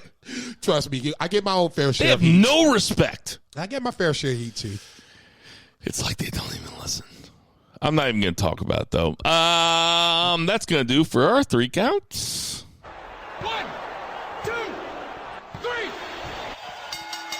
Okay, before we get into the predictions, we should talk about Sakura Genesis, which is the NJPW event coming up, and also the NJPW belt. Now, Jason, you've seen the NJPW belt. I woke up for it. I'm going to ask everybody listening to the show right now to just pause the podcast right now, look up the NJPW belt, And I want you to also look up that one, and I want you to look up the old WWE Divas belt and see if you can see a similarity between them. We'll pause right now. Okay. I hope you're back. Now, if you've seen this, Jason, what do you think about the new NJPW World Heavyweight Championship? I do not see what everybody is tripping off of. I like it. Okay. It marries two different belts. The lineage of all of the New Japan world titles and the Intercontinental Championship into one title. Now, is there a similarity to the Divas title? Yeah, it looks similar. It's a shit-looking belt. No, it's not. It looks like shit. I will quote Will Ospreay, who said this recently after the reveal of the belt. It's not the title that makes the man. It's the man that makes the title. Okay? If you start throwing some good-ass matches around Kota Ibushi with Shingo, Will Ospreay, whoever else you want to throw out there, this belt ain't going to look like it's going to be the Divas title. It's going to be that title. You throw in a Kenny Omega, which I'm assuming that it's going to happen at some point. Mm-hmm. That's the bigger issue. I get where everybody's coming off of, okay? It probably shouldn't have been. Yeah, it probably should have. As far as I'm concerned, I'm on record. I don't think it should have been two belts, or it should still be two belts to begin with. If you want to rename the IWGP World Heavyweight Championship into that, what it is now, so be it. But the way that the titles are, it doesn't make sense to have the top belt and then the next top championship is the Neverweight Championship that doesn't have that lineage, that doesn't have that, history, for lack of a better term, that the Intercontinental Championship have. Do I like those other two belts? The old IWGP Championship and the Intercontinental Championship more than this one? Yes, easily, hands down. But they tried to marry those two belts plus the other belts of the IWGP Championship into one. They were probably doing too much. They probably should have just came with a whole new original concept, but I get what they were trying to do. It's not that big of a deal. If you start getting good matches around it, it won't even be an issue. Yes, that is true. But, more to your point, the last new belt that there was that I can remember is the Universal Championship for WWE that Brock Lesnar unveiled probably, 3 years ago? Two years ago? No, that was Rock. The red one. Rock came up with whatever this version of the championship is. No, but the one who held it the first time. It was Lesnar, and everybody booed it. You remember? It was the red Universal Championship. I mean, this is just like 2 years ago, 2 or 3 years ago. The Universal Championship is new. What are you talking about, The Rock? The Rock came up with what this version of the title is. Okay? No, the Universal Championship is new, though. It's no different than... Because Balor... It's red versus blue. Okay, I know, but everybody hated the one because it was red. Okay. Remember? Okay, let's just stop. What you see as this title, whether it's red or blue, the design of it came from The Rock. When him and Cena had their feud, he took whatever that title was away and brought this title that we know and not recognize. The red one. It was black. Okay, that's where I guess... Always got to be black. In this case, it is. In this scenario, he brought this black belt out and presented it as the title, and they took it and ran with it. When they did the brand split, Now you have the red championship, which is the World Heavyweight Championship. They made it red for Raw. And then you have the Universal Championship, which is blue. You got it backwards. That's fine. You have it backwards, though. The Universal one is the red one. No, it's not. Motherfucker, do you want me to look it up right now? Yeah, please. And when I'm right, just say I'm right. No, when you're right. Look at the when you're right. The edge. When you're right, I will delete this whole part from the podcast. You might as well delete it and get a shirt with this coming out. Delete this.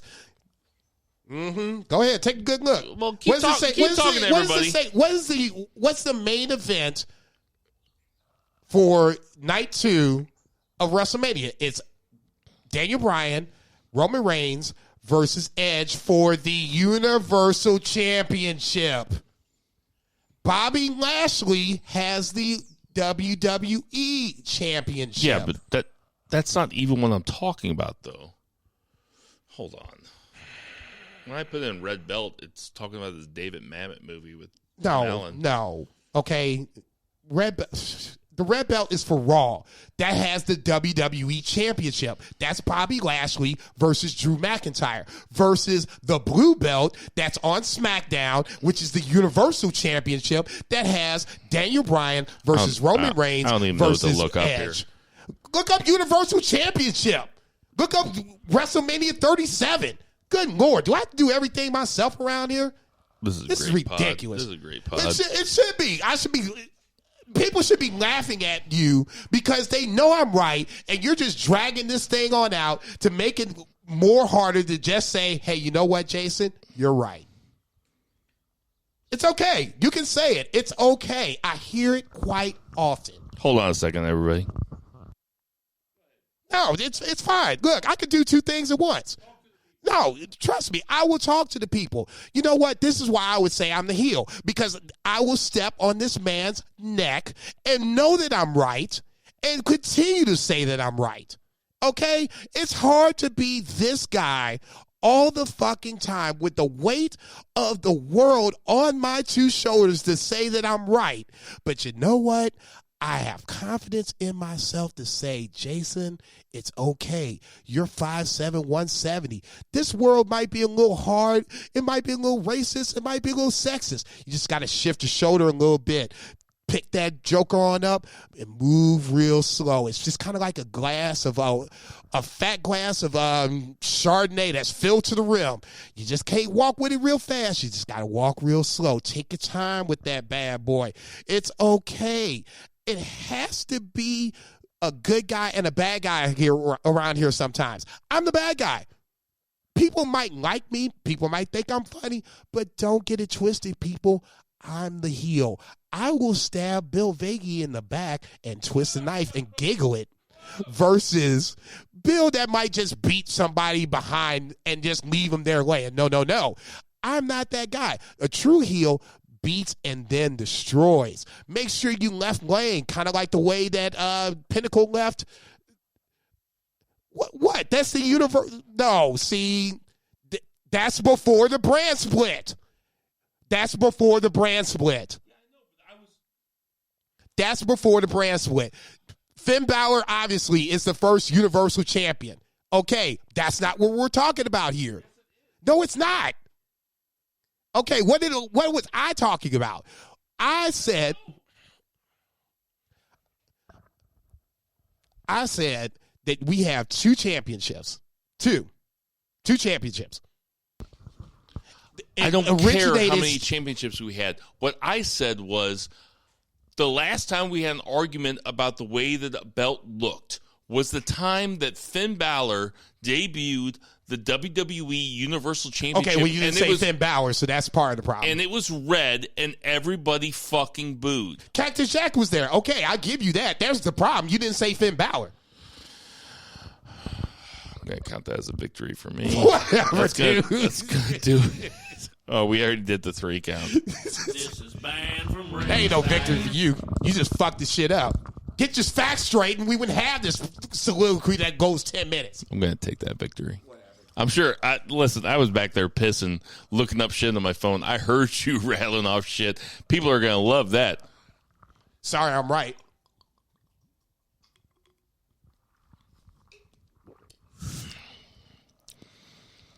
We just did a shot of booze. You okay? Yeah. It was You got the same look on your... It was 100 proof. You got the same look I do. That's the way Jason and I do shit. Sorry, Zach. Sorry, Zach. We love you. Wish you were here. We do love you. All right. Prediction time, bitches. Okay. So, we have NXT TakeOver Stand and Deliver, which is a large card. There's 10 matches. Every single match... I'm looking for this way more than I am the rest. Every single match has consequences. So let's start off with the first match that they have listed on Wikipedia. Okay, no, you're probably right. Go ahead. Not every match has consequences, but they're all matches that we want to see, or they have consequences, okay? So the first match coming up, we have Pete Dunne versus Kushida for absolutely nothing. Bragging rights, baby. Who's the second best technical wrestler in the world besides Zack Sabre Jr.? I will go first. I can't see them not putting over Pete Dunne here. I'm going to take Pete Dunne, even though Kushida was presented as almost indestructible for a few months there. Yeah. Who you got? I kind of wish that Kushida was in this whole Johnny Gargano mosh pit to decide who's going to wrestle him, even though they did have a good match or whatever. I'm going to take Pete Dunne, too. I think that whoever wins the title match between Karrion Kross and Finn Balor will probably have to cross paths with Pete Dunne. Whoever wins the North American title might have to cross paths with Pete Dunne. It just kind of makes more sense for Pete Dunne to win at this point. Coming up next, we have a triple threat. The Bill Vegas special. It's all week, baby. That's a tag team triple threat with MSK versus the Grizzly Young Veterans versus Legado del Fantasmo. I want you to give me least to most. Who do you think is going to win? I'll go 3 with Legado del Fantasma. I think they're a great tag team. I just don't think that this is their time right now. Oh, fuck. Oh. I'm going to go Grizzly Young Veterans too. I don't want to, but I would be really surprised if they didn't go ahead and just make this thing happen and have MSK just seal the deal. It would be a little weird to have them win the Dusty Cup and then not have them win the tag team titles. I think Grizzly Young Veterans will get another crack at MSK as long as Legado del Fantasma takes the pin, so that way you can still have the 2 top tag teams in the division go at each other at a later date. So that's where I'm going. I mean, I'm with you 1,000%. I wish I wasn't. It would make for better pod, but there would be no reason to have Joaquin Wilde and what's his name? Raul Mendoza go over Grizzly Young Veterans and MSK. And MSK, like you said, they won the Dusty Cup. I don't think you want to do the same thing you did with EO and Raquel Gonzalez. Crazy. MSK is I really want to see fun. They're a crazy fun MSK tag team. and Grizzly Young Veterans on a singles match. I think this is the way you get there. All right. So next up, we have the gauntlet match to see who is going to face Johnny Gargano. So what I'm going to ask you to do is not Can go... I have a cigarette, please? This is getting ready to get long. I'm not going to ask you to go 6 through 1. Really? I kind of had it, but go ahead. Well, if you want to, we can do it. Go ahead. Go 6 through 1. So we have Ruff, Swerve, Bronson Reed, Cameron Grimes, Dexter Loomis, and La Knight, which is what I'm going to call him. I'm going to call him that from now on. Well, you should. And I'm on board with that. 6 through 1. Least likely for me to win is probably going to be Leon Ruff. I know that I've been giving Leon Ruff all kinds of hell, but in this scenario, well, he's great. He's great. He's really good. I just think that they just bypassed a lot of hoops. Just for the record, you and Zach used to be like, oh, well, he beat Johnny Gargano, but it's just like a quick thing. No, they made that guy. They made him. He is now a made wrestler. And all it took was him to hold the North American title for 3 weeks. They made him. He's not a made guy. He's not a made guy. So, I guess you and I watch wrestling for different reasons. Okay. You go ahead and watch a Sting match. As long as it's against Ric Flair like in 1989. We'll go with 5. Sorry, you said it. Let's go with Cameron Grimes with 5. I don't think that he necessarily needs to be winning this match, but I want him to be somewhere in this mix. 4, we'll go with Swerve. I really want to put him up higher, but I just think that this is, once again, kind of wrong place, wrong time. He's just a great talent, but this is just not the match he's going to get over with. 3, we're going to go with Bronson Reed, just a big man in the match. It's going to be hard to kind of eliminate him unless it's going to be a little fuckery coming in, but we'll get there when we get there. Law Knight is number 2. I love Law Knight. I think he's good. He's really good. I think he's a better promo than he is a wrestler, but he's still good overall. And he's good at both. And number 1 is, unfortunately, Dexter Lumis.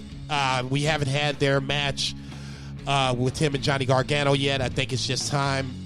I just really wish they wouldn't have went through all of this convolutedness to get to Dexter Lumis and Johnny Gargano. You just could have had the match and been done with it. But there you go, 6 through 1. Okay, my 6 through 1.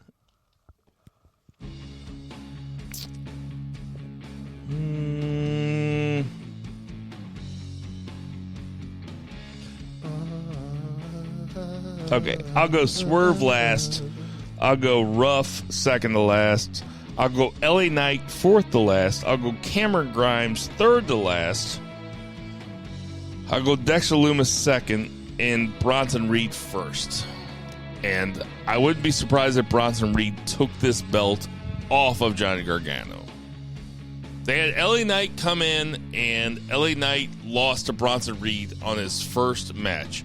They like Bronson Reed. Bronson Reed's a babyface. There's really only 3 baby faces in this match. It's Bronson Reed, Dexter Lumis, and Ruff. Cameron Grimes is not a babyface. Fuck no. So,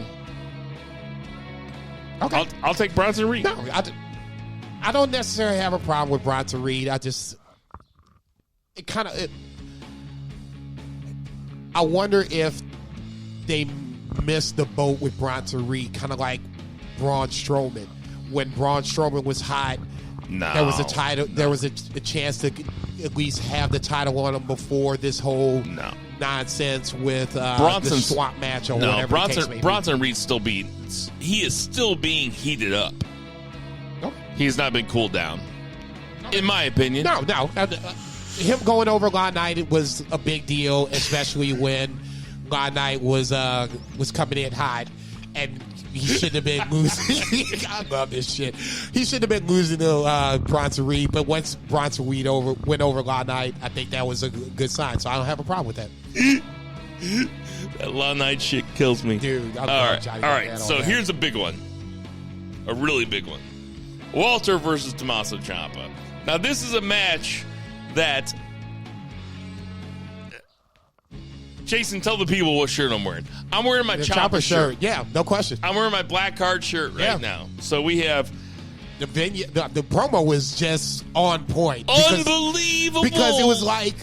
Yeah, where I'm sorry we didn't bring it up because where is this Tommaso Ciampa that we've been waiting for? Yes, the guy that it was a main event Ciampa. Yes, was basically the 2018 Ciampa was arguably 17-18 was arguably the best character in professional wrestling since Punk. When he came out since 2011 Punk. Okay, I would go with that when he came out for the first time against Johnny Gargano, when he had no music. I thought it was a fuck up, but it was so fucking good because the crowd took over and was like, fuck you, Ciampa, and it just had its own life with itself. This was the Ciampa that I was waiting for to come back, and now it looks like he's back. This is going to be a really good match. It's arguably one of the best wrestling belts that we have out there now, since we're talking about wrestling belts.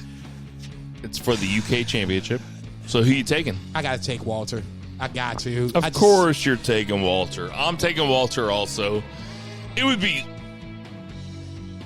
it be different if this was like... You know what? Go ahead. I ain't mad at you for it. I'm changing it. I'm going Ciampa. Would it be different if this was more like Walter was here like 2 months ago? Would it make a difference? No, I don't think so. I just think it's a fun way to mix up the UK Championship. Walter's had it for what?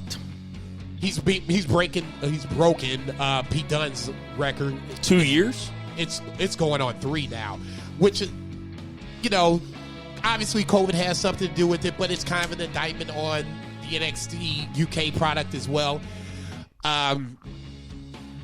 It's good to have Ciampa in this match. It should possibly steal night 1, but at the end of the day, if I gotta put money down on it, which we're not, but for those who are betting, I'm gonna take Walter to retain. I'll take Ciampa. Like, if I was a betting man, I'd take Walter, but I'll take Ciampa. No, if Ciampa won it, it would be almost too good to have happen, because now you would have Walter probably on U.S. soil for a hot minute, because he just wouldn't let that shit slide. You know, we don't really talk about it enough, but Walter has had 2 of the last Tyler 3 year match of the years. Ilya Dragunov. Yeah, Yep. I mean, Walter's there. It's unfortunate because when COVID happened, he was supposed to wrestle Finn Balor, and that was going to be that match. Maybe this is the makeup match where this is going to be something that we can have and have it run and still hopefully steal the fucking show. Next up, we have Io Shirai versus Raquel Gonzalez. Pretty good build to this match. I was cool up until... It's been a pretty good build. Until last night, where we just had it happen over and over and over again. I'll go first. I'm a Raquel Gonzalez guy. I think she is going to be... That's how I describe you to people. I'm like, he's cool. He's a Raquel Gonzalez guy, I guess. If she was 5 inches smaller, I might have a chance. She's just a little too green. I don't think it's that time just yet. Io's had the run, but I just don't think that this is going to be the time where we take the title off her just yet. I'm going to take Io. I wouldn't be surprised if it would be Raquel Gonzalez. I wouldn't be surprised if there's going to be some fuckery going on with Dakota Kai on the outside, but I wouldn't be surprised on the flip side if Dakota Kai gets involved and it costs Raquel Gonzalez the match, eventually breaking them up, which they've been kind of teasing a little bit moving forward. So at the end of the day, Io's going to go up to the main roster. It's just not yet. I'm going to take Io Shirai. I'll take Io Shirai all day, every day. There's no reason that Raquel Gonzalez should ever take this belt from Io Shirai.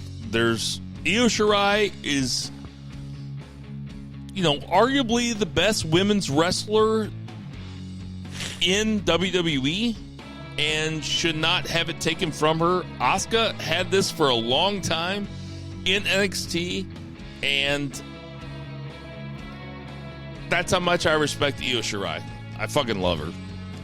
I'm going to take Io Shirai. Okay. No, Raquel Gonzalez has no business taking it from her. I will say she doesn't have no business, because they at least set out a path to where... Well, that's because you're a mark. She had the dominance over Io. Sounds like a mark. She got the pin over Io. I mean, that's a big-time mark statement. And if you're going to be a mark, just be a mark, dude. Just say I'm a mark. I'm a mark, but you got to eat the pin over Io. All right. We have Ember Moon and Shotzi Blackheart versus The Way. I'll go first. No, you know what? You've gone first a lot. I'll go first here. I'm going to take... Well, who holds it? Ember and Shotzi.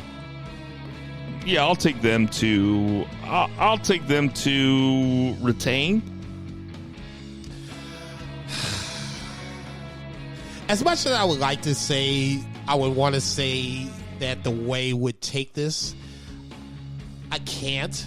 I think that would be kind of silly to have the champs win it from the former champs on the night they got it and then drop it subsequently thereafter. I like the Way. I like the fact that Indy Hartwell still has this thing going on with Dexter Lumis that I can't absolutely stand, but that to me is its own little comedy segment to it. I'll take the chance to retain. I'm not looking for much from this, just for the chance to retain. So you're taking the Way. No, I'm taking the champs to retain. That's Shotzi and Ember Moon. All right, next up we have, well, we'll save Gargano versus TBD to next week because we'll be doing the podcast right here. Is that... yeah, that'll be... Okay. Yeah, that's fine. Yeah, because that'll be Thursday. We'll know who's the opponent. Right. So we have... Can we say who do you think the opponent is? Yes. I got Dexter Lumis as the opponent. So let's do that. You have I got Dexter Lumis as the opponent for Johnny Gargano. Fair enough. I am going to take... I already said it. I said Bronson Reed. Okay. Okay, so Bronson Reed and next week Lumis. we'll make the prediction for Johnny Gargano versus TBA. Definitely. Next up we have Jordan Devlin versus Santos Escobar. I'll go first. This should be a good match. Let's just get that off the table. It's going to be a banger.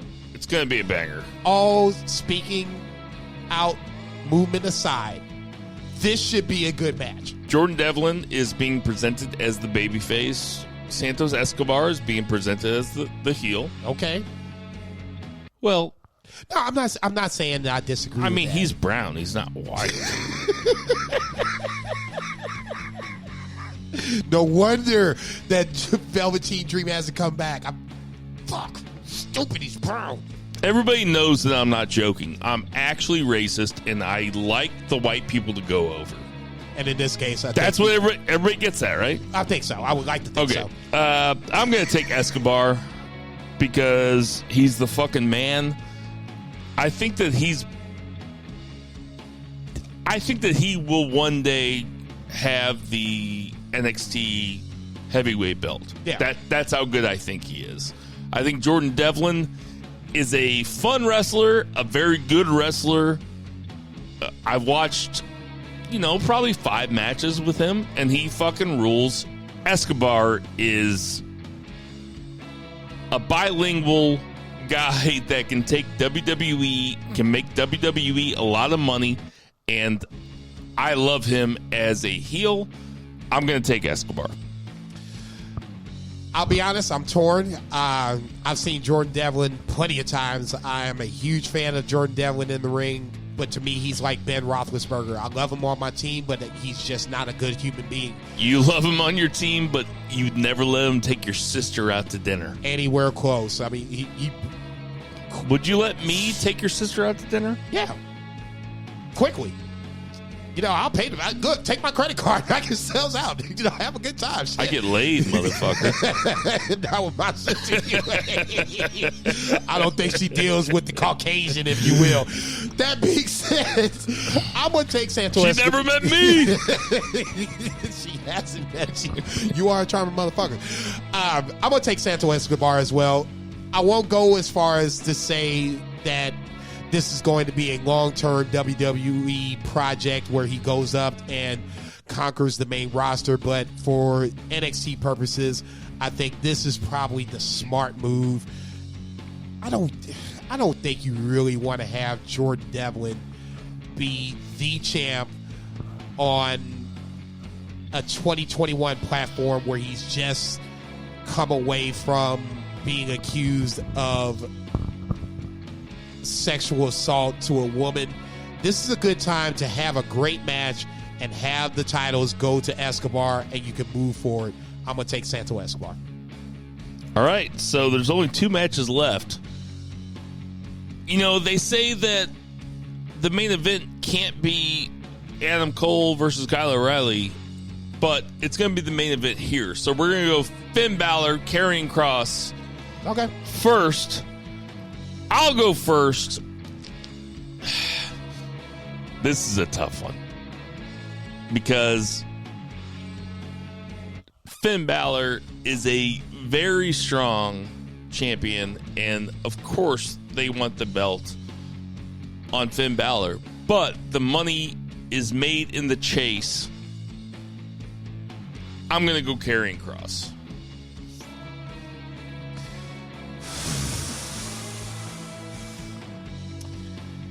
And you can hear from Jason's breath that this is tough for him, too. Yeah, I agree with everything you said.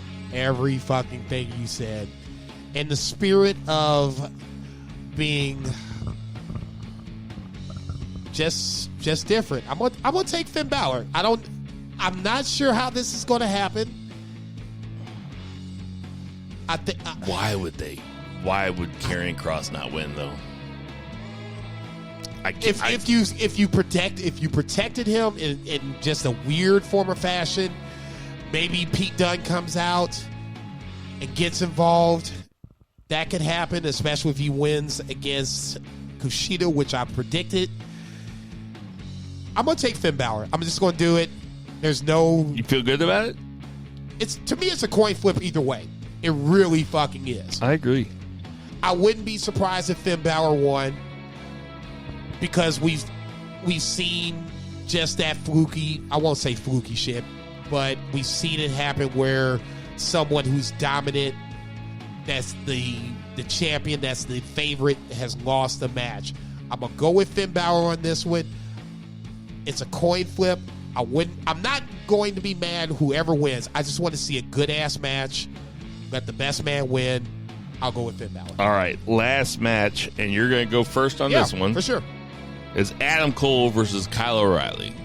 Easily the best build of TakeOver or WrestleMania. I don't care what anybody says. This has been a 4-year build. Man, I still don't know who I'm going to take on this. I know who I'm going to take. I didn't know until like 30 seconds. Hold on, let me write mine down. I didn't know who I was going to take until 30 seconds ago, but I'm going to stick to what I always try to keep as one of my basic principles of wrestling. Guys need to get over. Adam Cole is way the fuck over. Way the fuck over. Totally the fuck over. There is no reason in the world that he needs to win this match. This is about Kyle O'Reilly, and then when he wins this match, I'll go that far. I feel more confident about Kyle O'Reilly winning this match than I do about my Finn Balor prediction. Even if I picked Karrion Kross, I would still feel a little trepidation about that. I feel very, very confident. Dare I say, the lock of the weekend, that Kyle O'Reilly finally gets his revenge. He gets his soul back, and he beats Adam Cole, baby! And probably the barn burner of the weekend in an unsanctioned match. It should be good. I'm looking forward to it. I'm going to take Kyle O'Reilly. This is banned from ringside. Who you got, bitch? I got Kyle O'Reilly, okay, too. We just got to put it out there. I saw you show it to me, but sorry, you just got to throw it out I wrote it down. I got Kyle O'Reilly. Okay.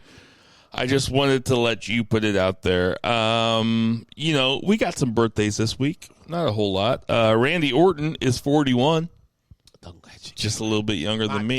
Scorpio Sky is 32. If I could be serious for a moment. How old is Lance Storm? Lance Storm is 52. DDP is 65. Charlotte Flair is 35. Peter Maivia. Do you know what his relationship to The Rock is? Uncle? No, he's his maternal grandfather. David Otunga, Mr. Jennifer Hudson, is great shit. Also, well, they're married, right? I don't think they're married anymore. Okay, so I had a guy tell me a long time ago. His name was Courtney. You remember this guy? He used to work at the hotel downstairs, downtown. Yeah. Cool dude. Yeah, totally cool. Bald-head guy. Bald-head guy. Yeah, I know what you're talking about. He hung out with... I know what you're talking about. Talking about, yeah. He told me that it was well known in the black community that David Otunga was gay and Jennifer Hudson was his beard. Do you remember that guy? I know exactly what you're talking about. I just can't think of who the connection was that they worked at the hotel. Listen, not that there's anything wrong with being gay. Was That's Kyle? not what I'm Was Kyle? Kyle DeClue. Okay, yeah, Kyle DeClue. That was the connection. Yeah. They were all at JP. Jason and I talking about 10 years old shit. But we made the connection. I We know exactly sure what you're talking did. about. Hey, oh shit. David Otunga is 41. 4. F&B Eatery. Check. For Bill's Beard Company. Check. For Murray the Murray Man Murray. Check. For Lucha Chris. Check. For Vice. My nigga. Check. For Two Beard Zach Pullman. Double check. For Jason Cornelius Bell. Konnichiwa, bitches. Everybody, support your local restaurants. Check. Support your local weed dealers. Double check. Black Lives Matter. Triple check. I'm Bill Vagey, and everybody Check. never, ever forget. Boo the Heat!